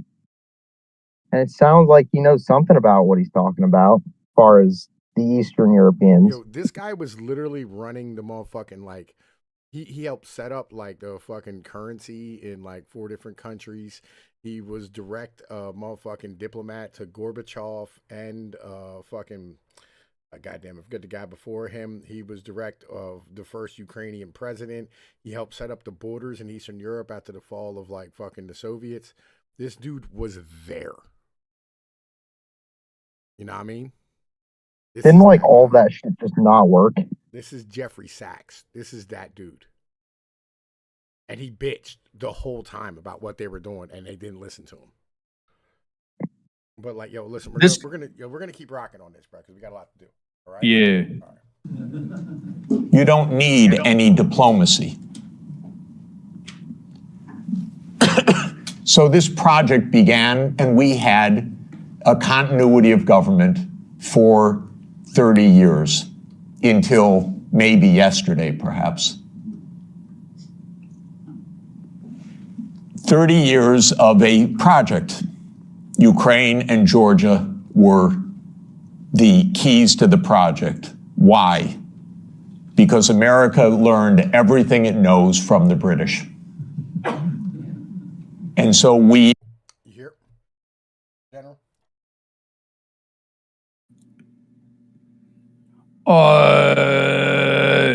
Very minor point. I don't want to get into an argument with you, but yeah, of course the Americans learned everything they know from the British. That's fucking obvious. Let's keep going. We are the wannabe British Empire. And what the British Empire understood in 1853, Lord Palmerston, excuse me, is that you surround Russia in the Black Sea and you deny Russia access to the Eastern Mediterranean. And all you're watching is an American project to do that in the 21st century. The idea was that there would be Ukraine, Romania, Bulgaria, Turkey, and Georgia as the Black Sea littoral that would deprive Russia of any international status by blocking the Black Sea and essentially by neutralizing Russia as more than a local power. Brzezinski's completely clear about this. And before Brzezinski, there was Mackinder. And who owns the island of the world owns the world. So this project goes back a long time. Wait, I think it goes back basically to Palmerston. Can you go back 10 seconds and then pause after 10 seconds? Is that okay? No, don't go back there. Fuck, that's way too far. Well, okay, whatever. Romania, Bulgaria, Turkey, and Georgia as the Black Sea littoral that would deprive Russia of any international status by blocking the Black Sea and essentially by neutralizing Russia as more than a local power. Brzezinski's completely clear about this. And before Brzezinski, there was Mackinder. And who owns the island of the world owns the world.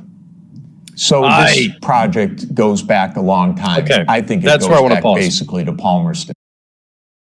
Who owns the island of the world owns the world. I feel like at least for the times that we're living in, that's true, right? And who does own the island of the world? Where, theoretically, it would be America, except that we're assaulted from our northern border by a whole bunch of Indians that the Canadians are importing in, and from our southern border, it's a whole bunch of whoever the fuck that the Mexicans are importing in. But theoretically, we should be the island of the world, and if we can be the island of the world, which would imply owning Canada, then we own the world. And I can't understand why it is that America would not want to take up the mantle, because it's such a nice place to be, such a nice existence to have, to be the mantle of the world. Well, if you own a mansion, you got to pay the heating bill, right? Okay, thank you, Cappy. But if America could just secure its own border and become the island of the world, then we're in the best position that an empire could possibly be. And for any possible liberal that might be listening, of course, America is an empire.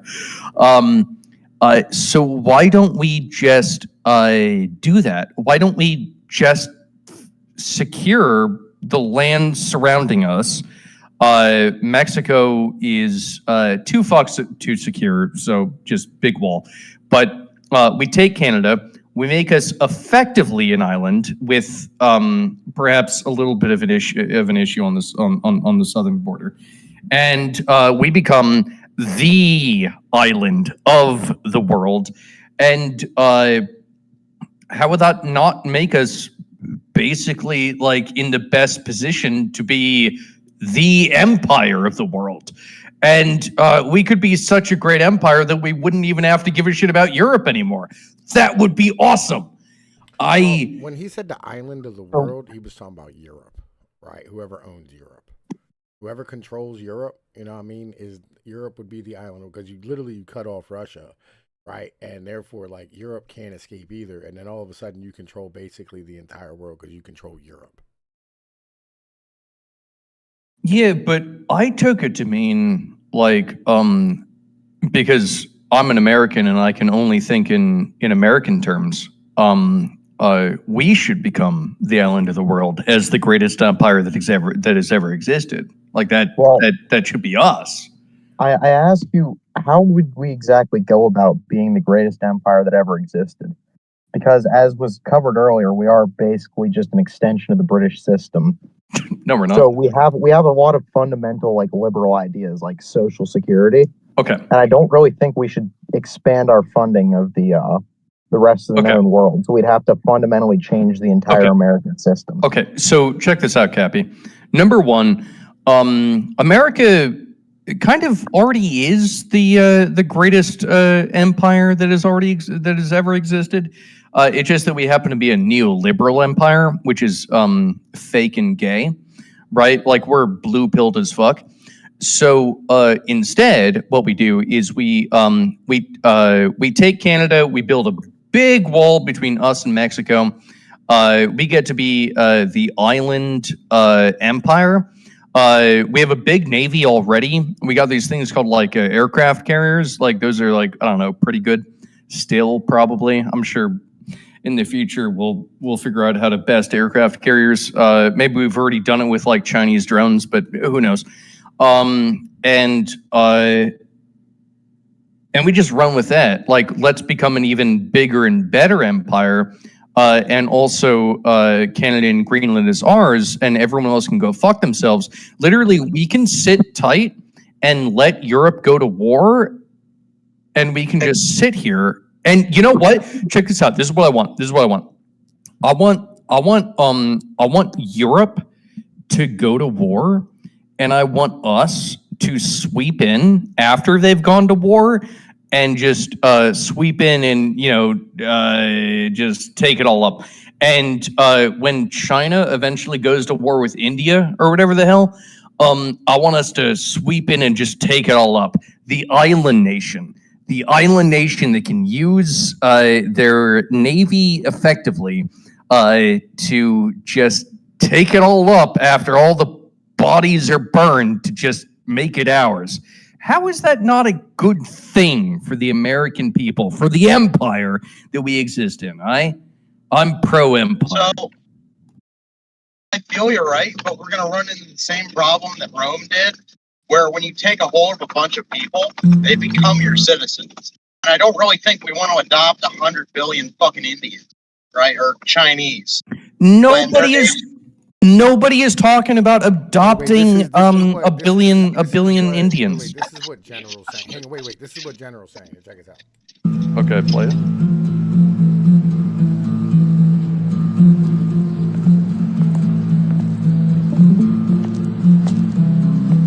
Pleasure doing business with you.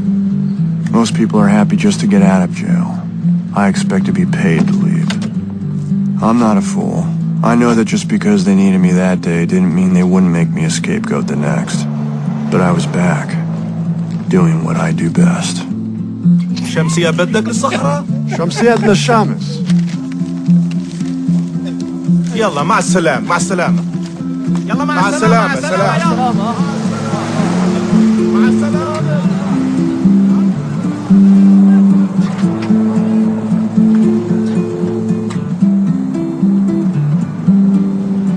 You know who's going to inherit the earth? Arms dealers. Because everyone else is too busy killing each other. That's the secret to survival. Never go to war. Especially with yourself. That's what General's saying. Yep, based. Right. So don't actually take any of the territory. Just make everybody perpetually not a threat. No, we gotta take Canada. Okay, well, yeah, that's just part of us, though. But my doubling down question is, right, pretty much if, say we don't take any of the territory and we make everybody not a threat, they're already not a threat to begin with, right? This is already a set fact. China doesn't have a navy, and Russia is incapable of reaching us and probably won't be. You're thinking without about like things in terms of a monopolar reality. Everything. So in a monopolar reality, the United States is the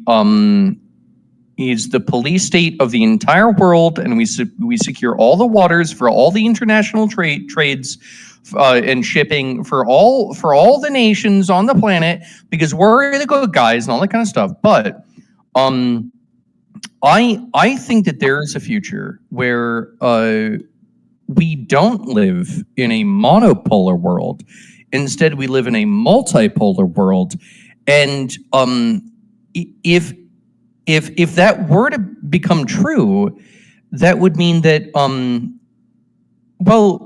then America would have to take care of its own citizens because it's multipolar.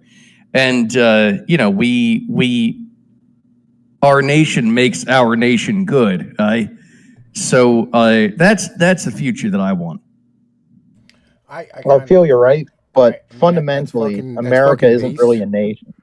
Yeah, but like that's based, right, as a whole. This is an empire on this continent. Get nothing misunderstood. You know what I mean? Like, you know, there's no reason why it is that like this place should be like one fucking country, other than the fact that like, you know, it's an empire. It's the same as like Rome taking over Egypt, right? Because they needed grain.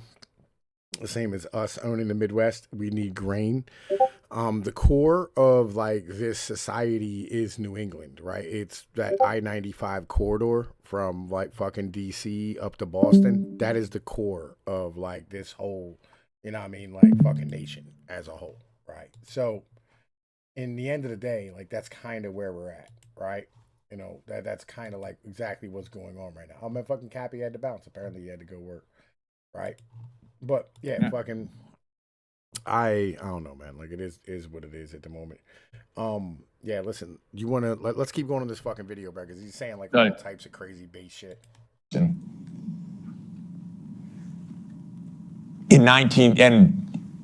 again, I've lived through every administration. I've known these presidents. I've known their teams. Nothing changed much from Clinton to Bush to Obama to Trump 1 to Biden. Maybe they got worse step by step. Biden was the worst in my view.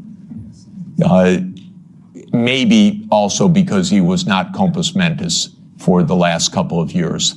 And I say that seriously, not as a snarky remark. The American political system is a system of image. It's a system of media manipulation every day. Yep. It is a PR system.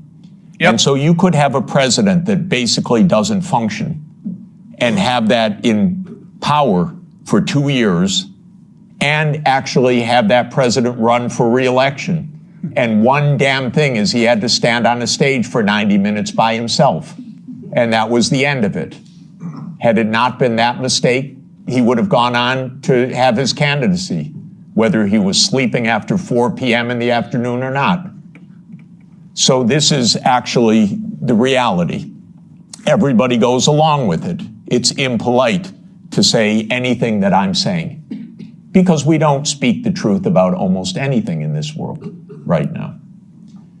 So this project went on from the 1990s, bombing Belgrade 78 straight days in 1999 was part of this project.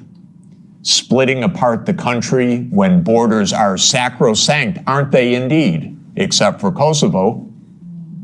That's fine, because borders are sacrosanct except when America changes them. Sudan was another related project. The South Sudan Rebellion. Did that just happen because South Sudanese rebelled? Or can I give you the CIA playbook? To please understand, as grown-ups, what this is about. Military events are costly. They require equipment, training, base camps, intelligence, finance. That comes from big powers. That doesn't come from local insurrections. South Sudan did not defeat North Sudan. What up?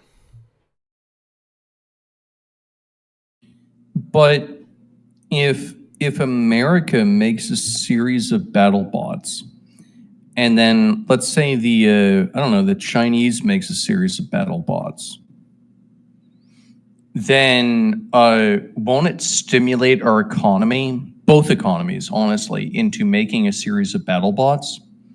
You could take a Boston Dynamics robot, strap a fucking M16 on top of it, and then maybe, China will create a whole bunch of like Chinese drones that will fly in and with a grenade attached to it and try to bomb the Boston Dynamics robots. Like to a certain extent, like, we could end up with countries just going to war with full on just nothing but drone warfare. You know, robots attacking robots. In fact, I think that's very much within our near future, as Black Mirror as that might seem. I mean, the only real problem is the batteries, right? You know, well, okay, yeah, maybe there's some technological issues. Yeah. There's like this new warfare that they have, right? You know, like you always talk about like fifth dimensional warfare, all that shit, or whatever, right? They have this new one, right? I forget what the name of the warfare is. It's some like ridiculous thing. It's like fractal warfare or some shit, right? And basically, like this warfare is they send a team of troops out, right? Like SEALs or, you know what I mean, fucking some of the teams or whatever, right? And the Delta Force guys, and they send them out with a 3D printer, right? They assess the situation on the ground, right? And whatever they need, they 3D print, right? Whether it's drones, whether it's, you know what I mean, like fucking guns, whether it's, you know what I mean, like grenades or whatever it is, right? They 3D print that shit up, and then like they use it, and then they go in, they mop up, you know what I mean, and like use whatever they need for their like fucking warfare, right? And that's very plausible for like a smaller society, you know what I mean? Like, you know, if you want to have like an insurrection, you know, you can just have like 3D printers and 3D print everything you fucking need, you know what I mean? Short of like the gunpowder, and you're good, you know what I mean? You can fight anything you need to fight. You know, that's kind of where it's at.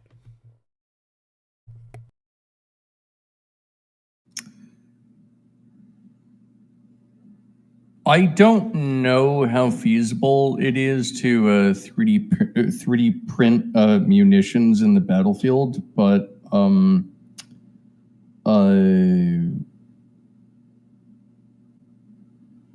what I can say is that I think that the future of nations going to war is going to be it's just going to be drone on drone warfare, and I think that there's a whole bunch of neoliberals that will say that that's a good thing because we've eliminated soldiers from the battlefield and it's just, you know, robots exploding robots. And maybe that is a good thing. You know, I don't know. I have no idea what is good or what is not. But it is going to be an interesting future for mankind, no doubt. I mean, like, shit, man. Like, they're going to be able to, like, fucking 3D print, like, you know, RPGs and shit. Because in the end of the day, all it really is like a tube with a rocket, you know what I mean, that is a one-time use thing, right? And all you need is, like, basically, like, a metal ingot and, you know, and, like, plastic tough enough or metal tough enough that it'll just like hold up against the pressure of like it being shot off. I don't think that we're quite at the level where you can like start 3D printing like all these things, because it's like, well, number one, like 3D printing compared to like, I don't know, like traditional like cast molding for plastics is like it's weaker, it's not as good. Number two, like you know, let's say that something requires like a copper and a plastic and an iron and a whatever the fuck. In that case, you need like a whole bunch of cartridges for heating up the iron and the copper. And honestly, as cool as 3D printing might be for certain things, I'm actually not in the camp that it's like the future of things. This 3D printing shit. Yeah, hold up, bro. Listen, wait here. All right, yeah. What do you got? What do you got? Key to realizing the promise of additive manufacturing is design consolidation, process consolidation. Here is a radical example of both. Pete Zielinski, Additive Manufacturing Media. I'm at the Formnext Expo in Frankfurt, Germany. This rocket engine was made in one piece, in one step. 3D printed entirely in one piece, no post-processing required, finished out of the 3D printer. So it was made through laser powder bed fusion on a machine from E+3D. 4 laser machine, 4 500-watt lasers, a machine with a build size of 1,600 millimeters. This part is 1,300 millimeters tall, made of aluminum. It is for a rocket engine that uses liquid oxygen as a propellant. So printing this part took 354 hours at a layer height of 60 micron. Relatively fine layer height because of the resolution required in some of these features. Notably, these internal channels that use the cryogenically cooled propellant as a coolant, circulating it through the housing of the engine. Okay, yeah, I understand it enough.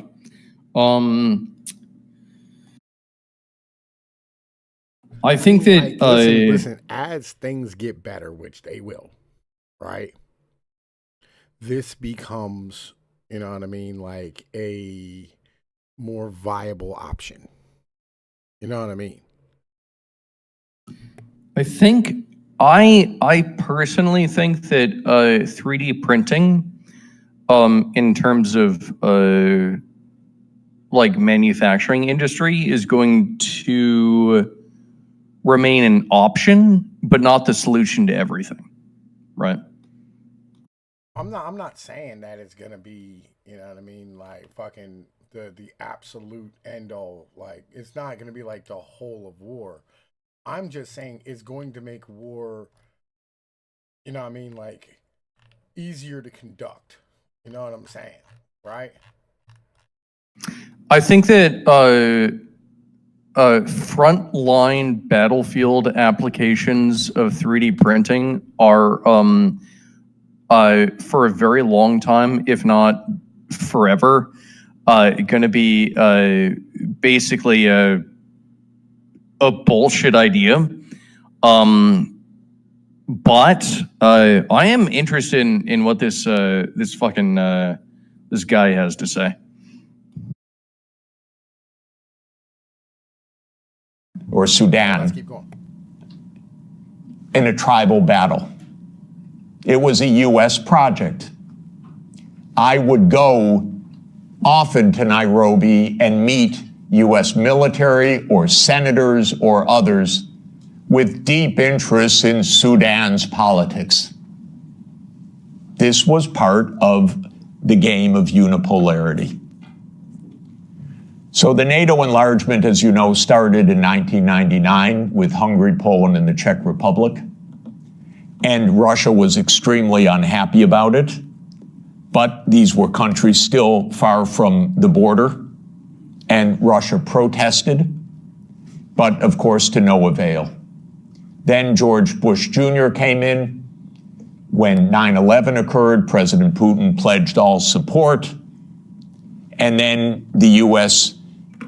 Decided in September 20th, 2001, that it would launch 7 wars in 5 years. And you can listen to General Wesley Clark online talk about that. He was NATO's Supreme Commander in 1999.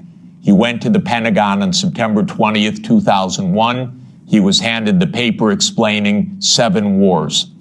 These, by the way, were Netanyahu's wars. The idea was partly to clean up old Soviet allies and partly to take out supporters of Hamas and Hezbollah. Because Netanyahu's idea was there will be one state, thank you, only one state. It will be Israel. Israel will control all of the territory. And anyone that objects, we will overthrow. Not we exactly, our friend, the United States. Fucking well, beast. No, I don't. I think that's anti-based. I think that Israel is actually our greatest ally, and anyone who says anything against that is like the opposite of based. It's like whatever anti-based is, that is what's anti-based, like wrong. The point is that us as goyim, I think it's phantom taxed. I mean, I think it's phantom taxed. That is actually pretty skibbity. Gotcha, so like, gotcha.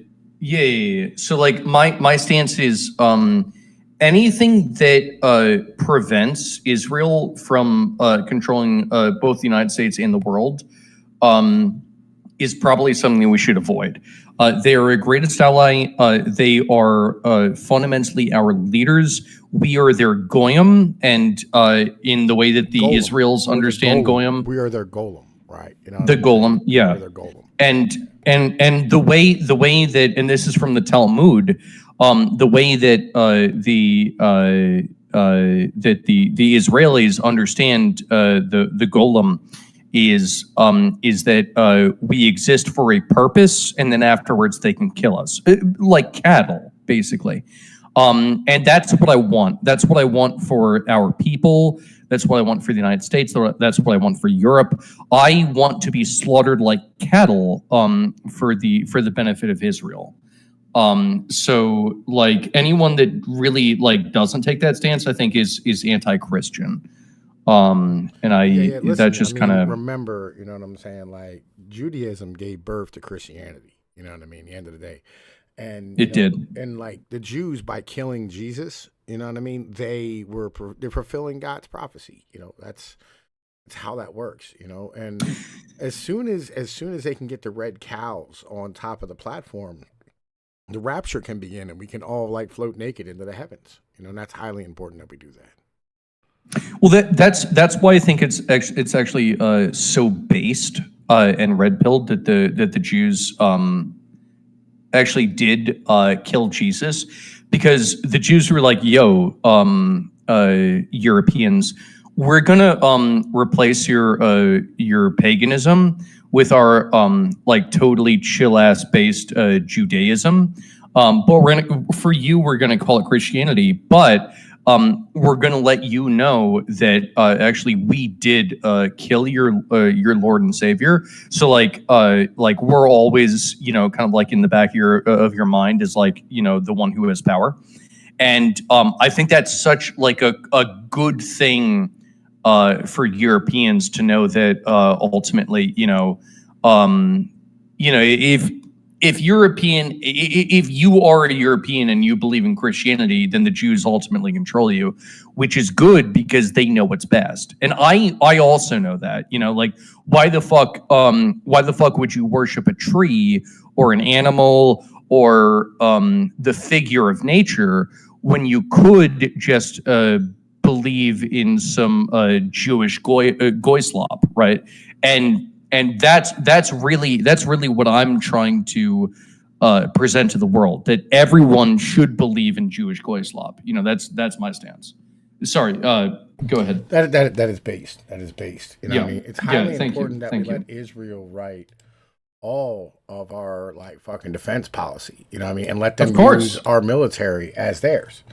You know what I mean? There's no reason why they shouldn't be using our military as their military, considering the fact it is their military. You know what I mean? Like, yeah, you know, what's ours is theirs, and what theirs is theirs.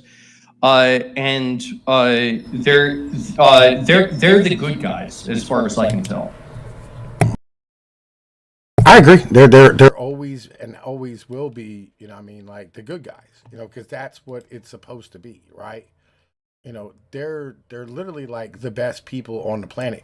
I don't know why it is that we don't continually just let them run everything all the fucking time. It doesn't make any fucking sense. You know, like it makes zero sense not to let them just run everything that we're doing constantly.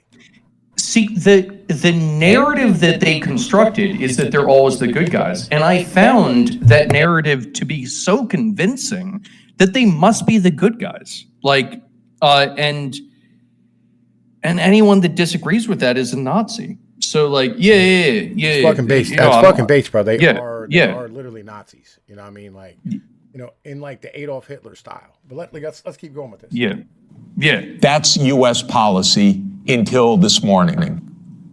We don't know whether it will change. Now, The only wrinkle is that maybe the U.S. will own Gaza instead of Israel owning Gaza. But the idea has been around at least for 25 years. It actually goes back to a document called Clean Break that Netanyahu and his American political team put together in 1996 to end the idea of the two-state solution. You can also find it online. So these are projects, these are long-term events. These aren't, is it Clinton, is it Bush, is it Obama? That's the boring way to look at American politics, as the day-to-day game, but that's not what American politics is. So the next round of NATO enlargement came in 2004 with 7 more countries: the 3 Baltic states, Romania, Bulgaria, Slovenia, and Slovakia. At this point, Russia was pretty damn upset. This was a complete violation of the post-war order agreed with German reunification. Essentially, it was a fundamental trick or defection of the U.S. from a cooperative arrangement, is what it amounted to, because they believe in unipolarity. So as everybody recalls, because we just had the Munich Security Conference last week in 2007, President Putin said, stop, enough, enough, stop now. And of course, what that meant was in 2008, the United States jammed down Europe's throat enlargement of NATO to Ukraine and to Georgia. This is a long-term project. I listened to Mr. Saakashvili in New York in May of 2008, and I walked out, called Sonia, and said, this man's crazy. And a month later, a war broke out because the United States told this guy, we saved Georgia. And he stands at the Council on Foreign Relations, says, Georgia's in the center of Europe. Well, it ain't, ladies and gentlemen. It's not in the center of Europe. And the most recent events are not helpful for Georgia, for its safety, and your MPs going there, or MEPs going there, and European politicians. That gets Georgia destroyed. That doesn't save Georgia. That gets Georgia destroyed. Small point. What up? Do you think that Kanye West would have made more money if he didn't go against our betters? I mean, he would have got to keep all of his money. That's for fucking sure. Yeah. I'm just thinking, why would he decide to go against his and everyone else's betters and make less money? I feel like that's kind of fucked up. Yeah, listen, we should always, worship Israel and the Hebrews who reside there. No, but we should always be in the perspective of making more money, right? Because if you ever make enough money that you don't have to give a shit about money anymore, well, then you might not have to give a shit about the grift anymore. And our entire civilization runs on the grift. And so I kind of feel like Kanye West is actually he's betraying the grift that runs our civilization, and that could potentially be destabilizing, and that's why I hate Kanye West, right? It's like one of those things, if you think about it. Yeah, I agree 100%. We should always, be trying to make money. I don't know why you wouldn't be trying to make money all the time. It doesn't make any sense whatsoever why you just wouldn't be always worried about just money. Always. Money over everything. Dude, imagine trying to trying to be out here being a human, and not like being a swindler trying to make money all the time. Like clearly, you know, why the fuck would you want to try to be like a genuine human being when you could just be trying to con people out of money? You know, it makes no sense. Like, holy shit. And that's why Kanye is that's why he's a demon, right? This Kanye, this demon Kanye. He's like, oh no, you know, I think that I should be like a real person and not like, you know, con the American people out of money and just put out shit music, you know? Like, what gives him the right to do that? You know, that's what I'm asking, you know? Like what gives him the right to say that he's a genuine human being? You know? I don't know. I don't know what like gives him that right or ability, but obviously somebody did. You know what I mean? There's somebody, you know what I mean, who gave him that right. You know what I mean? Well, here's the thing, right? Like my understanding of the world is that in order to be a genuine human being, someone has to give you permission, right? So yeah, like who gave him permission? Was it his baby mama that gave him permission to be a human? Like was it his father? I don't know who the fuck gave him permission. Somebody gave him that fucking permission though. That's fucked up, dude. We can't just be allowing that sort of permission, you know, to just be allowed to anybody, right? Like you can't just be like a person and just like be allowed to be a person. Like that can't be allowed. We gotta control that shit better. I mean, like being a person, you know what I mean, is technically like the most dangerous thing that you can be. You know what I mean? At the end of the day, there's nothing more dangerous than being a fucking person. Well, that's why we gotta control it, right? Fucking base. Yo, listen, I'm gonna put this back on. All right. Completely destroyed. In 2008, as everybody knows, our former CIA director, William Burns, sent a long message back to Condoleezza Rice. Niet means niet, about expansion. This we know from Julian Assange. Because believe me, not one word is told to the American people about anything, or to you, or by any of your newspapers these days. So we have Julian Assange to thank, but we can read the memo in detail. As you know, Viktor Yanukovych was elected in 2010 on the platform of neutrality. Russia had no territorial interests or designs in Ukraine at all. I know, I was there during these years. What Russia was negotiating was a 25-year lease to 2042 for Sevastopol Naval Base. That's it. Not for Crimea, not for the Donbass, nothing like that. This idea that Putin's reconstructing the Russian Empire, this is childish propaganda. Excuse me. If anyone knows the day-to-day and year-to-year history, this is childish stuff. Childish stuff seems to work better than adult stuff. So, no designs at all. The United States decided this man must be overthrown. It's called a regime change operation. There have been about 100 of them by the United States, many in your countries, and many all over the world. That's what the CIA does for a living. Okay? Please know it. It's a very unusual kind of foreign policy.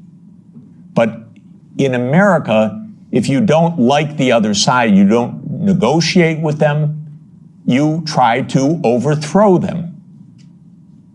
Preferably covertly. If it doesn't work covertly, you do it overtly. You always say it's not our fault. They're the aggressor. They're the other side. They're Hitler. That comes up every 2 or 3 years. whether it's Saddam Hussein, whether it's Assad, whether it's Putin. That's very convenient. That's the only foreign policy explanation the American people are ever given anywhere. Well, we're facing Munich 1938. Well, we're facing Munich 1938. Can't talk to the other side. They're evil, implacable foes. That's the only model of foreign policy we ever hear from our mass media. It's and the fucking mass dumb. media repeats it. Well, you know, I mean, like the average human being's like legally fucking retarded and shit. You know what I mean?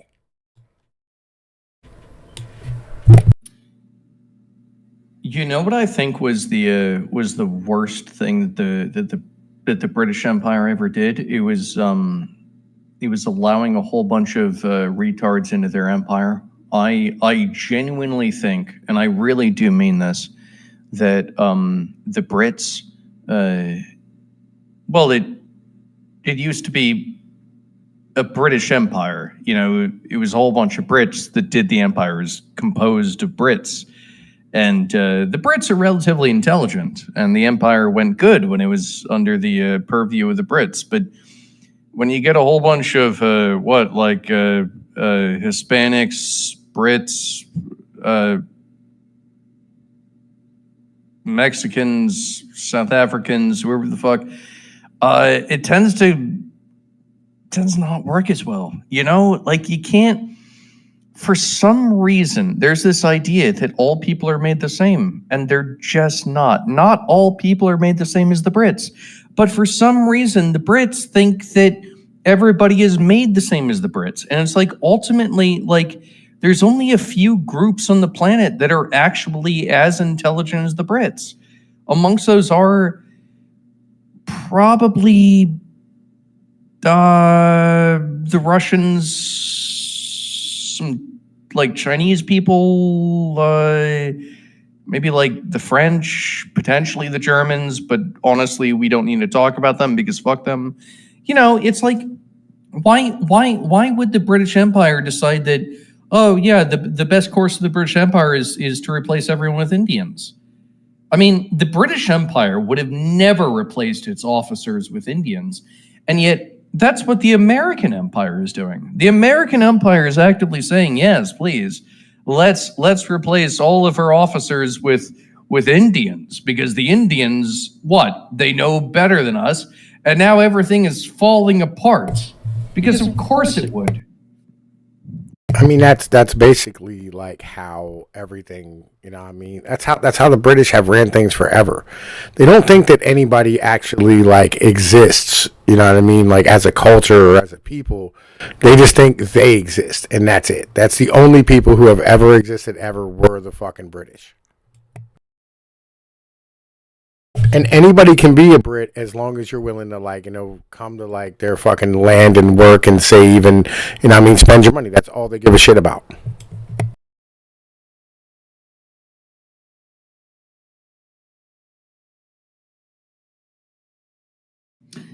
You know, I want to say to you, man, I want to say, I understand why it is that you hate the Brits.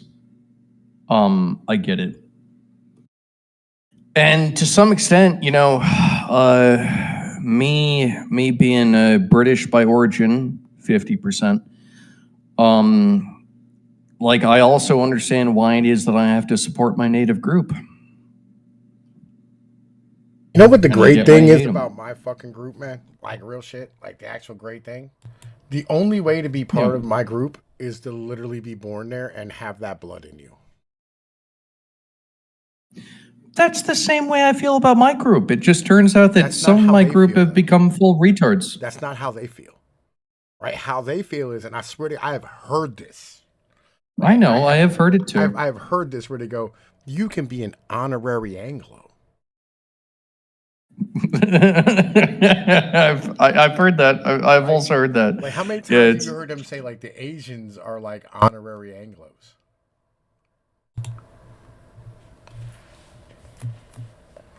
Have you ever hung out with a black dude and he's been like, yeah, you're an honorary black dude, you can say the N-word? I mean, like, listen, I have the past, but that's, you know what I mean, because I put in work. You know what I mean? Right. You know, like done crimes and things of this nature.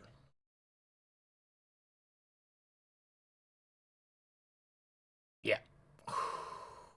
I feel you, bro. I feel you. Listen, let's keep going to this video, though. Entirely because it's completely suborned by the U.S. government.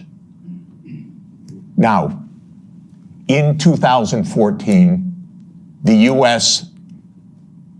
worked actively to overthrow Yanukovych. Everybody knows the phone call intercepted by my Columbia University colleague, Victoria Nuland, and the U.S. Ambassador Peter Piot. I can't remember if I told you this or if I only told Washington this, that when I talked to Jeff Feltman this morning, he had a new name for the UN guy, Robert Seri. Did I write you that this morning? Yeah, I saw that. He's now gotten both Seri and Ban Ki-moon to agree that Seri could come in Monday or Tuesday. Okay. So that would be great, I think, to help glue this thing and have the UN help glue it. And, you know, fuck the EU. No, exactly. And I think we've got to do something to make it stick together, because you can be pretty sure that if it does start to gain altitude, the Russians will be working behind the scenes to try to torpedo it. You don't get better evidence. The Russians intercepted her call and they put it on the internet. Listen to it. It's fascinating. Wait, can I pause there? I know all these people. What up? Okay, so like, Pnoid, you know that like, everything that we do on Discord is absolutely fucking retarded, and we just, we hop on here and we act retarded and everything is fucking retarded. You know that, right? Yeah. I know the rules. Yeah, I am not confident that the EU is actually that much smarter than certain Discord communities, right? It sounds like it's a whole bunch of assholes talking to some other assholes, trying to figure out the best way to do things. And like, I understand they got more power, right? I totally understand they have more power, 100 million %. But I'm not necessarily convinced that they're smarter than, let's say, certain Discord communities, right? Like, I'm not certain about that. That's the weird thing. Yeah, listen, the YouTube community that like me and you know what I mean, like we're a part of forever or whatever, right? 1,000,000%, right? We were like that group was smarter than any group that you're going to come up with out of the EU or the State Department.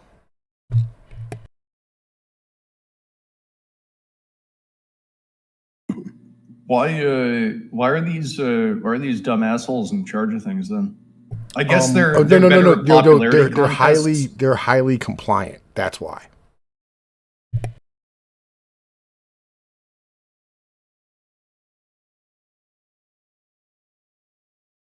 I hate to hear you say that. That makes me sad on the inside.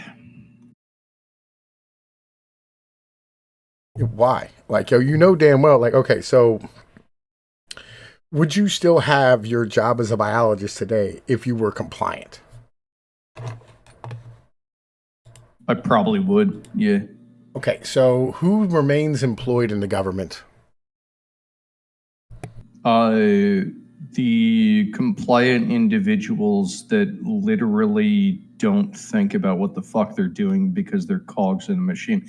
Yeah, I understand your point. Yeah, that's fair. That's fair. Yeah. I mean, like, okay, so think about this, right? Who's going to get a PhD and be put in charge of like the EU shit, or a politician, or like some State Department job where they're literally like running countries? The most compliant asshole possible. There you go, buddy. But, like, yo, listen, I was having a conversation. That makes them not good at ruling shit, and that pisses me off. I was having a conversation with a dude one time, right? I was on a YouTube stream, and this guy who served as a like gopher secretary type of guy, right, was on there. And he was a gopher secretary guy for a Navy admiral, right? And like, I was on there just explaining some shit, right? And this guy hopped on, right? Because he was originally going to argue with me. But then he goes, yo, man, listen, you're right about everything you said. Because I said, listen, these guys aren't fucking smart. These fucking people, what they are is compliant. If you're willing, like, yo, you can go anywhere in the government, go anywhere in the motherfucking, like, in the hierarchical of, like, a fucking bureaucracy, if you're willing to be compliant and follow everything by the fucking book.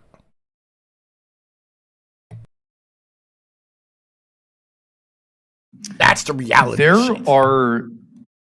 There are, I think, I don't know the exact percentage, but let me just say it like this, right? It's like, I think 80% of people are willing to follow the government, follow the procedures, follow whatever the fuck that is needed to, work in the government. And then there's about 20%, could be less, but there's like 20% of the people that just say, fuck you, fuck no. Right?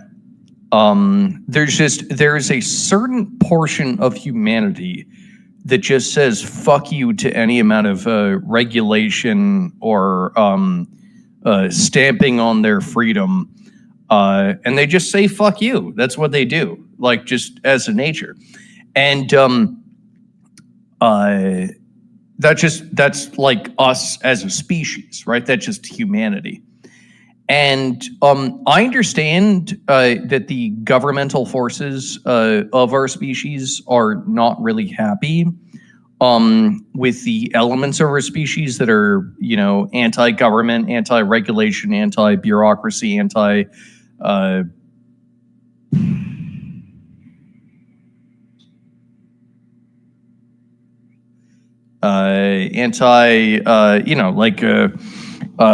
firm structure or whatever. But I think it is good. It is good that that we do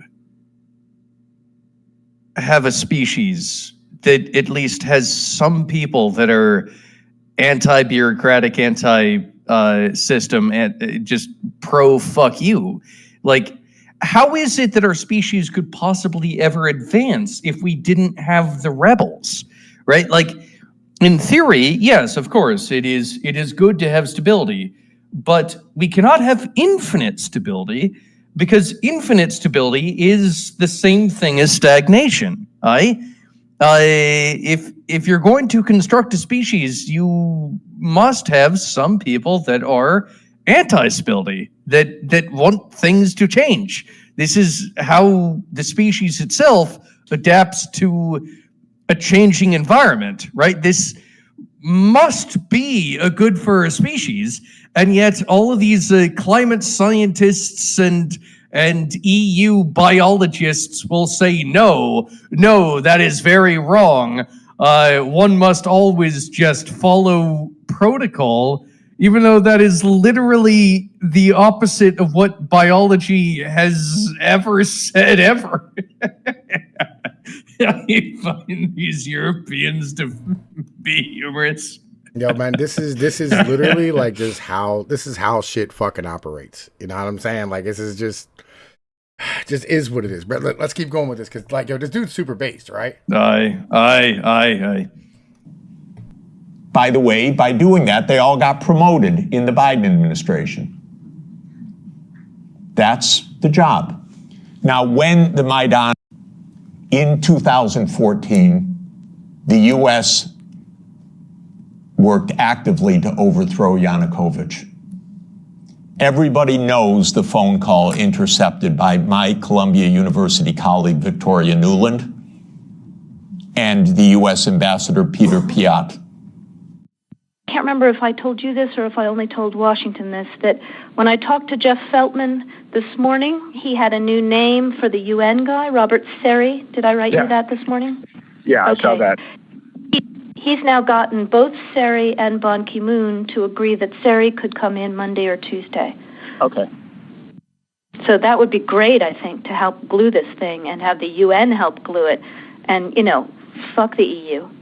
No, exactly. Fuck And I think we've got to do something to make it stick together, because you can be pretty sure that if it does start to gain altitude, the Russians will be working behind the scenes to try to torpedo it. You don't get better evidence. The Russians intercepted her call and they put it on the internet. Listen to it. It's fascinating. I know all these people. By the way, by doing that, they all got promoted in the Biden administration. That's the job. Now, when the Maidan occurred, I was called immediately. Oh, Professor Sachs, the new Ukrainian prime minister would like to see you to talk about the economic crisis. Because I'm pretty good at that. And so I flew to Kiev and I was walked around the Maidan. And I was told how the U.S. paid the money for all the people around the Maidan. Spontaneous, revolution of dignity. Ladies and gentlemen, please, where do all these media outlets come from? Where does all this organization come from? Where do all these buses come from? Where do all these people called in come from? Are you kidding? This is organized effort. And it's not a secret, except to citizens of Europe and the United States. Everyone else understands it quite clearly. Then came Minsk, and especially Minsk II, which, by the way, was modeled on South Tyrolean autonomy. And the Belgians could have related to Minsk II very well. It said there should be autonomy for the Russian-speaking regions in the east of Ukraine. It was supported unanimously by the UN Security Council. The United States and Ukraine decided it was not to be enforced. Germany and France, which were the guarantors of the Normandy process, let it go. And it was absolutely another direct American unipolar action with Europe, as usual, playing completely useless subsidiary role, even though it was a guarantor of the agreement. Trump won, raised the armaments. There were many thousands of deaths in the shelling by Ukraine in the Donbass. There was no Minsk II agreement. And then Biden came into office. And again, I know all these people. I used to be a member of the Democratic Party. I now am strictly sworn to be a member of no party, because both are the same anyway, and because this is, the Democrats became complete warmongers over time, and there was not one voice about peace, just like most of your parliamentarians, the same way. So at the end of 1991, Putin put on the table a last effort in two security agreement drafts, one with Europe and one with the United States. The U.S. put on the table December 15th, 2021. I had an hour call with Jake Sullivan in the White House begging, Jake, avoid the war. You can avoid the war. All you have to do is say NATO will not enlarge to Ukraine. And he said to me, oh, NATO's not going to enlarge to Ukraine. Don't worry about it. I said, Jake, say it publicly. No, we can't say it publicly.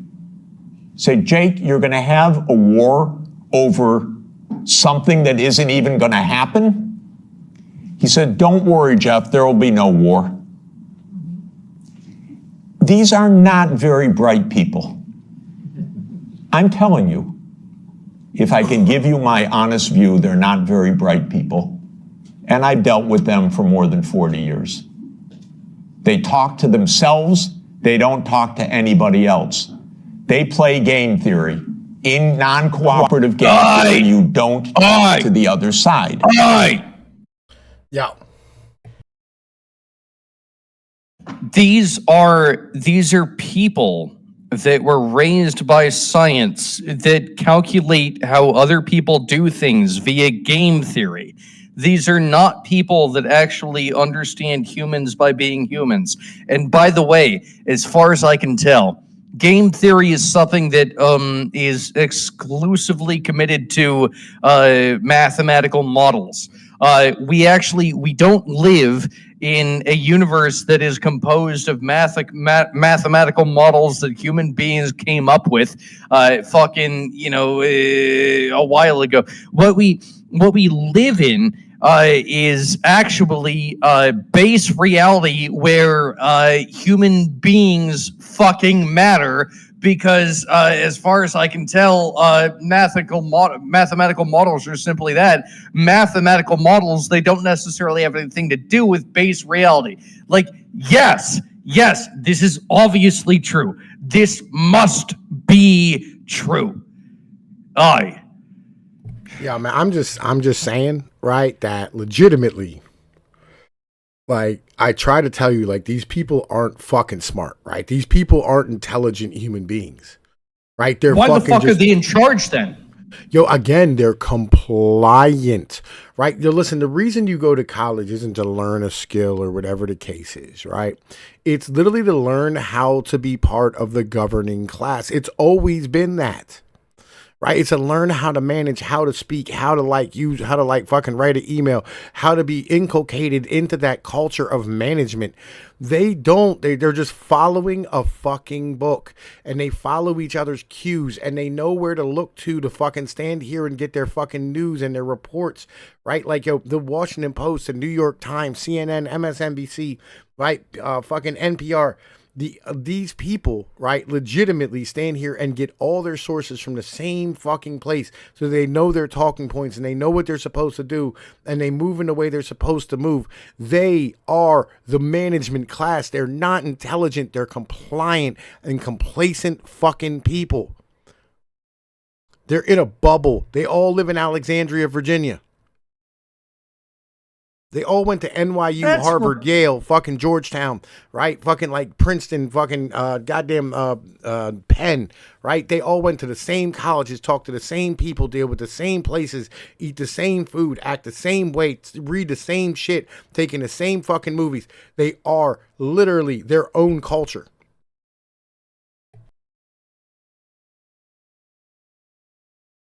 These people theoretically had every opportunity to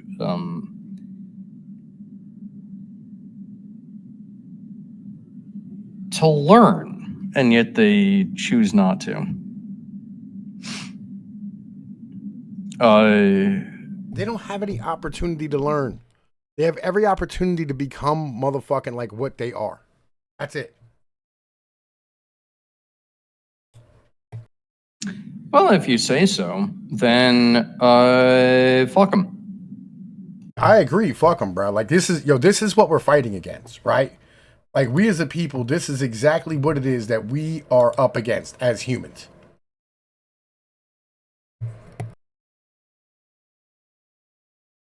Let's keep going with the video. You just make your strategy. This is the essence of game theory.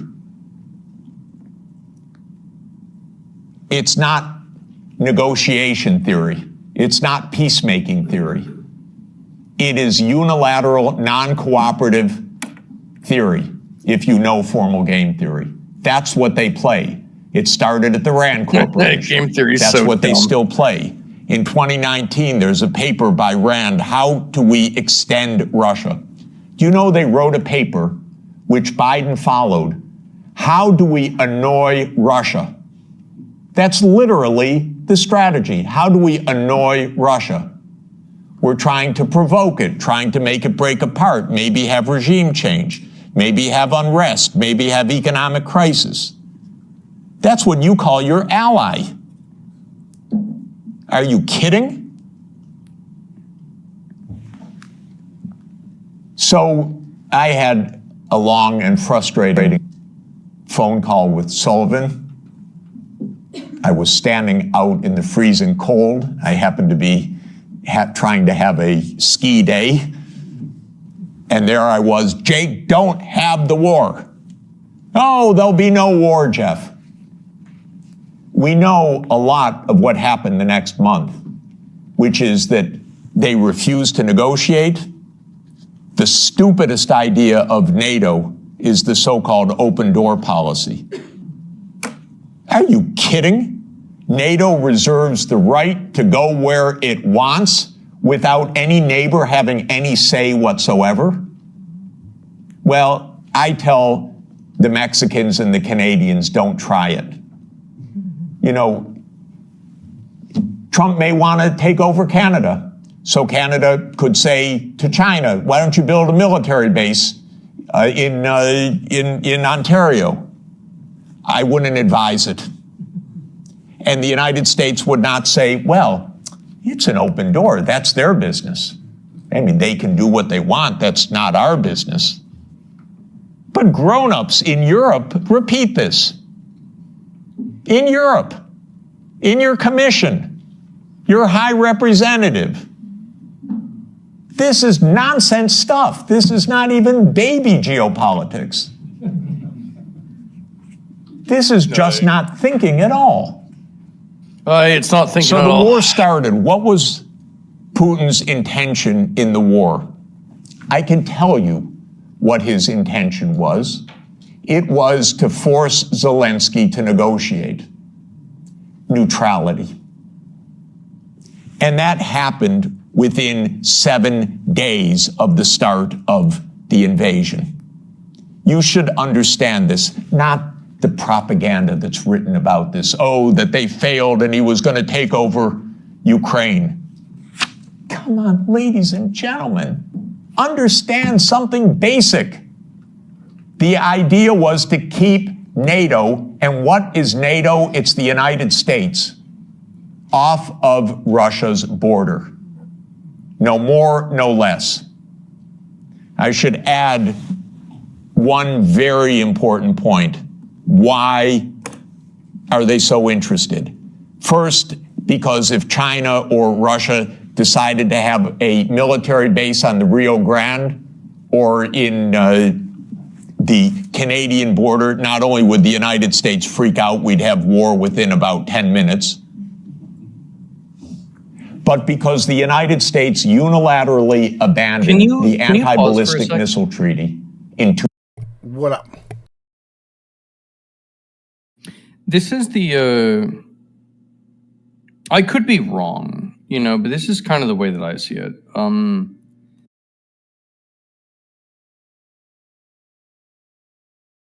We've lived in, I guess you could say, you know, sort of a monopolar world for a while. And that basically means that, you know, the US is the big boy in charge. And theoretically, you know, Russia and China has to be the ones that go to the big boy in charge and say, hey, are we allowed to have our lunch money today, please? And then it's up to the United States to provide their lunch money to them. But of course, because we become the big boy in charge, a whole bunch of other people want to have their lunch money. And so suddenly we have to provide everybody with their lunch money because we are the big boy in charge. And we have to make sure that that we're friends with everybody, you know? Number one, I think that there is quite a bit of I guess, sentiment in the United States that perhaps we ought not be giving everybody their lunch money at all times, at all places, right? Like, why the fuck am I giving all of India my lunch money? Honestly, I feel like I'm being kind of robbed, even though I'm supposed to be the school bully. What? I'm giving all my lunch money to India? Nah, I don't think that makes sense. I think that's a non-chipper deal. Number two, if America decides that its interest is fundamentally in stability, then when any nation goes, oh, I might be poking at your instability. Oh boy, oh, your stability that you have. Oh, I'm poking at it. I might make it a little bit unstable. Then suddenly we have to react strongly. That also makes us weak. Being a world hegemon, fundamentally, it's not good for our empire, right? Like why the fuck are we as an empire, securing China's lunch because what we want to make sure that we are fundamentally for now and for always the biggest bully on the playground? No, this is not how we play games. Even when you were on the playground, like Pnoid, were you ever you were probably the biggest kid on the playground, but did you ever find it within yourself to make it your life's goal to be the biggest kid on the playground? I mean, like, when I was a kid, the reputation of like being the most insane, crazy, badass individual around was always an important thing. You know what I mean? At the end of the day, that was always something that was like of the utmost importance. But like, I mean, yeah, I did. You know what I mean? But what I found is eventually like everybody just fucking hates you. So like you stop doing that. You know what I mean? Like you don't want to do that anymore because it becomes a pain in the ass always having to like do battle constantly. That shit sucks. There was a thing that I noticed when I was on the playground at in elementary school. There was this kid. He was this fucking tiny piece of shit with buck teeth, and he smelled bad. But you know what he did? His name was, by the way, I don't mind calling out his name because I fucking hate this kid, and I hope that bad things happen to him. Benjamin Reynolds. That was his name. Benjamin Reynolds. And he was part of the Gifted and Talented program with me. And on the playground, he never got into fights. Never once did he get into a fight, but he knew how to manipulate bigger kids into getting into fights on his behalf. And I fucking hated that kid. But at the end of the day, he was a winner. I mean, shit, he was popular. Not because he had a bigger dick or bigger, swing than anybody else, but he could just manipulate people. Ultimately, that is respectable. Yeah, see, those people didn't last long where I was at when I was a kid on the playground. Like, if you were trying to manipulate people all the time, you ended up getting fucked up. You know what I'm saying? Like, somebody would just beat that fucking ass eventually. I mean, you can only hold the wolves at bay for so long. But like, listen, let's keep going because this shit's about to get good here soon. 2002, and ended the nuclear arms control framework by doing so. And this is extremely important to understand. The nuclear arms control framework is based on trying to block a first strike. The ABM treaty was a critical component of that. The U.S. unilaterally walked out of the ABM treaty in 2002. It blew a Russian gasket. So everything I've been describing is in the context of the destruction of the nuclear framework as well.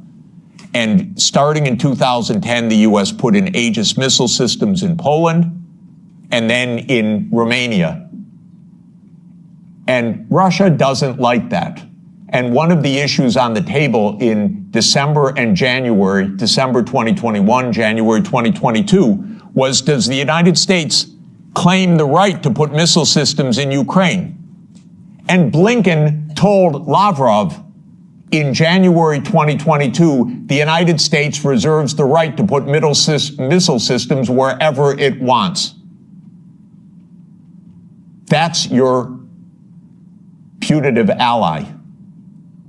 And now let's put intermediate missile systems back in Germany. The United States walked out of the INF Treaty unilaterally in 2019. There is no nuclear arms framework right now. None.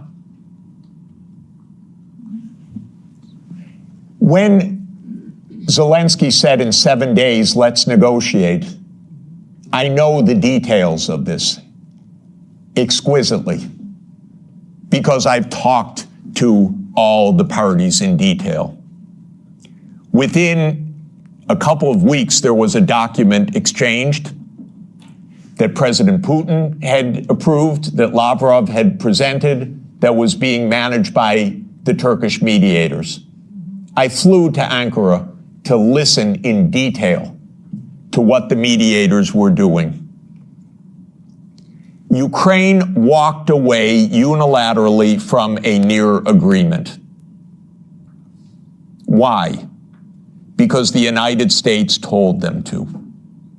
Because the UK added icing to the cake by having Bojo go in early April. I believe that. To Ukraine and explain. 100%. And he has... What? I believe that. Of course I believe that. Yeah, I believe that. They were talked out. They were talked out of an agreement because they thought that they could get a better deal from the West. Yeah, of course I believe that. Yep. And if your security is in the hands of Boris Johnson, God help us all. Keith Starmer turns out to be even worse. It's unimaginable, but it is true. Boris Johnson has explained, and you can look it up on the website, that what's at stake here is Western hegemony. Not Ukraine, Western hegemony. Michael and I met at the Vatican with a group in the spring of 2022, where we wrote a document explaining nothing good can come out of this war for Ukraine. Negotiate now, because anything that takes time will mean massive amounts of deaths, risk of nuclear escalation, and likely loss of the war. I wouldn't change one word from what we wrote then. Nothing was wrong in that document. And since that document, since the U.S. talked the negotiators away from the table, about 1 million Ukrainians have died or been severely wounded. And the American senators, who are as nasty and cynical and corrupt as imaginable, say this is wonderful expenditure of our money because no Americans are dying. It's the pure proxy war. One of our senators nearby me, Blumenthal, says this out loud. Mitt Romney says this out loud. It's best money America can spend. No Americans are dying. It's unreal. Now, just to bring us up to yesterday, this failed. This project failed. The idea of the project was that Russia would fold its hand. The idea all along was Russia can't resist, as Zbigniew Brzezinski explained in 1997. The Americans thought, we have the upper hand. We're going to win because we're going to bluff them. They're not really going to fight. They're not really going to mobilize. The nuclear option of cutting them out of SWIFT, that's going to do them in. The economic sanctions, that's going to do them in. The HIMARS, that's going to do them in. The ATACMS, the F-16s. Honestly, I've listened to this for 70 years. I've listened to it as semi-understanding, I'd say, for about 56 years. They speak nonsense every day. My country, my government. This is so familiar to me, completely familiar. I begged the Ukrainians, And I had a track record with the Ukrainians. I advised the Ukrainians. I'm not anti-Ukrainian, I'm pro-Ukrainian completely. I said, save your lives, save your sovereignty, save your territory, be neutral. Don't listen to the Americans. I repeated to them the famous adage of Henry Kissinger, that to be an enemy of the United States is dangerous, but to be a friend is fatal. Okay, so let me repeat that for Europe. To be an enemy of the United States is dangerous, but to be a friend is fatal. So let me now finalize a few words about Trump. Trump does not want the losing hand. This is why it is more likely than not this war will end, because Trump and President Putin will agree to end the war. If Europe does all its great warmongering, it doesn't matter. The war is ending. So get it out of your system. Please tell your colleagues. It's over. And it's over because Trump doesn't want to carry a loser. That's it. It's not some great morality. He doesn't want to carry a loser. This is a loser. The one that will be saved by the negotiations taking place right now is Ukraine. Second is Europe. Your stock market's rising in recent days by the horrible news of negotiations. I know this has been met with the sheer horror in these chambers, but this is the best news that you could get. Now, I encouraged, they don't listen to me, but I tried to reach out to some of the European leaders. Most don't want to hear anything from me at all. But I said, don't go to Kiev. Go to Moscow. Discuss with your counterparts. Are you kidding? You're Europe. You're 450 million people. You're $20 trillion economy. You should be the main economic trading partner of Russia. It's natural links. By the way, if anyone would like to discuss how the U.S. blew up Nord Stream, I'd be happy to talk about that. Yo, pause. What up? Yo, does anyone, has anyone serious ever doubted that, of course, the U.S. blew up Nord Stream? I mean, come on, of course they did. Of course, like, yeah, no shit. Like, that's well known at this point. Well, according officially to the United States, they did not blow up Nord Stream 2.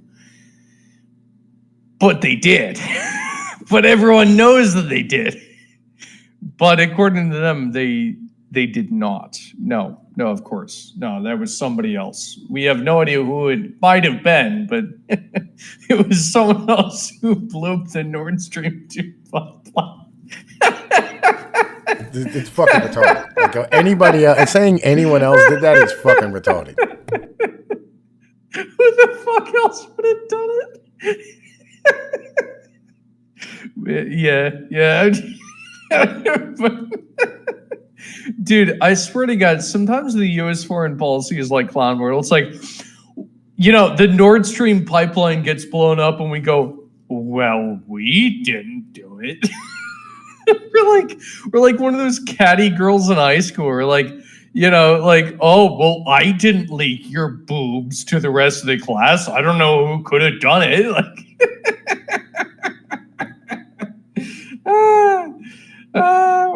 What fuckery? All right. Listen, let's keep going because this is almost over to the point where I want to be done with it. Fucking I just wanna fucking hear some advice for Europe, and we're almost done. So, the Trump administration is imperialist at heart it is great powers dominate the world. It is we will do what we want when we can. We will be better than a senescent Biden, and we'll cut our losses where we have to. There are several war zones in the world, the Middle East being another. We don't know what will happen with that. Again, if Europe had a proper policy, you could stop that war. I'll explain how. But war with China is also a possibility. So I'm not saying that we're at the new age of peace, but we are in a very different kind of politics right now, and Europe should have a foreign policy. And not just a foreign policy of Russophobia, a foreign policy that is a realistic foreign policy that understands Russia's situation, that understands Europe's situation, that understands what America is and what it stands for, that tries to avoid Europe being invaded by the United States, because it's not impossible that America will just land troops in Danish territory. I'm not joking. And I don't think they're joking. And Europe needs a foreign policy, a real one. Not a, yes, we'll bargain with Mr. Trump and meet him halfway. You know what that will be like? Give me a call afterwards. Please don't have American officials as head of Europe. Have European officials. Please. Have a European foreign policy. You're going to be living with Russia for a long time, so please negotiate with Russia. Yes. There are real security issues on the table. But the bombast and the Russophobia is not serving your security at all. It's not serving Ukraine's security at all. It contributed to 1 million casualties in Ukraine from this idiotic American adventure that you signed on to and then became the lead cheerleaders of. Solves nothing. On the Middle East, by the way, the U.S. completely handed over foreign policy to Netanyahu 30 years ago. On the Israel lobby thing? Dominates. I do support his use of the term Russophobia, because like it kind of clicks in with the all those cunts in the EU that are always concerned with some sort of phobia. Calling it Russophobia, actually, it probably makes sense to them. Like, it doesn't make any sense to me. But well, no, it's Russophobia, right? It's like xenophobia. Russophobia. Yeah, you know what, okay, like, fine. yeah. Like, you know what xenophobia yeah, but is? but it's the same thing as me saying Russophobia, right? It's like, dude, Russia probably isn't going to go away. You're not going to make it go away. So stop being Russophobic. Like, Russia is, it's going to continue to exist, you know? So stop being so Russophobic, you know? It's kind of like how, you know, when everyone goes, hey, stop being Islamophobic. It's like, well, Islam is not going to go away. Like, you don't need to import Islam into your nation necessarily. You know, you don't have to do that, but you know, you do have to live with the fact that Islam is going to exist and that it probably wants to you know, take rights away from women and potentially you know, have sex with some girls. you know, that's the way that one has to exist with the world. It's not that you import them and change their mind. It's just that you accept that, you know, they live somewhere else and they exist, you know? Like, isn't that like the most multicultural fucking globalistic thing that you can possibly do? You just you accept that they just fucking exist, you know? Is it not one of those things? Shit. Based. All right, let's keep going. American politics. Just have no doubt about it. I could explain for hours how it works. It's very dangerous.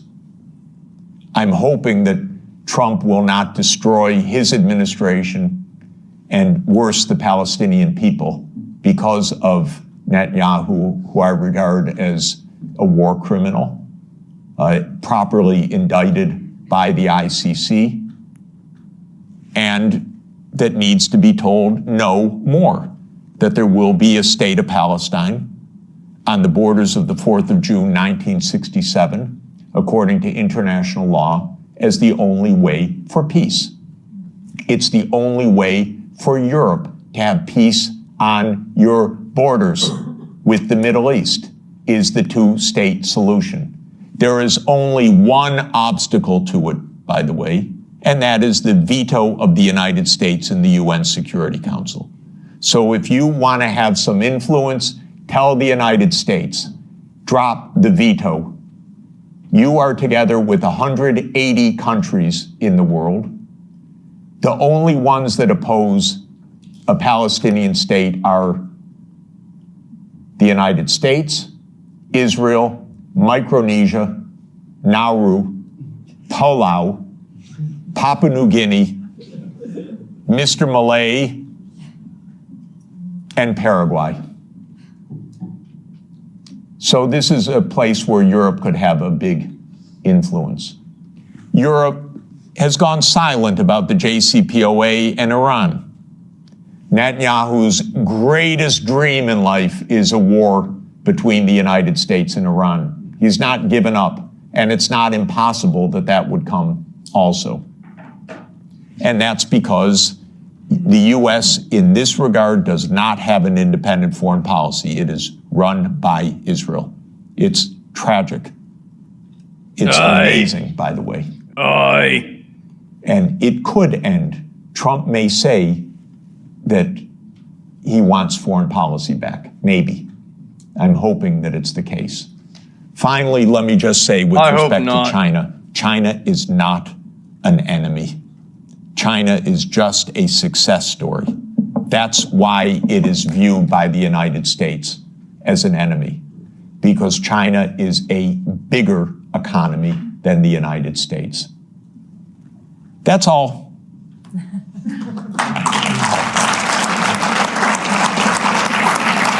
Clap, clap, clap, clap, clap. Yo, straight up, that guy did a good job. Create some kind. Yeah, nah, dude, that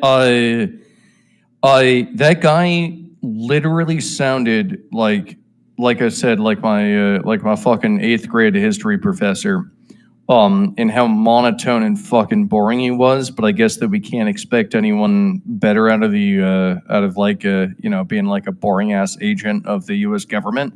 But I think that for the most part, what he said was fucking spot on, and I did not see a thing that I disagreed with him with. And that guy's a cool guy. I'll buy him a drink. I fucking agree. So, I mean, like, listen, bro, like, that shit was badass. I wanted to bring that to y'all. I know it's been like 3 hours and 22 fucking minutes, right? You know what I mean? Which is a long ass time to be fucking out here streaming. So, without further ado, Jen, are you going to be on tonight? Maybe. All right. Well, if you're going to be on tonight, you know what I mean? Listen, I'll be on tonight. I can be on tonight. So, you know what I mean? I guess I will holla at y'all motherfuckers later. Y'all know the deal. Like, share, and subscribe. Peace be like one.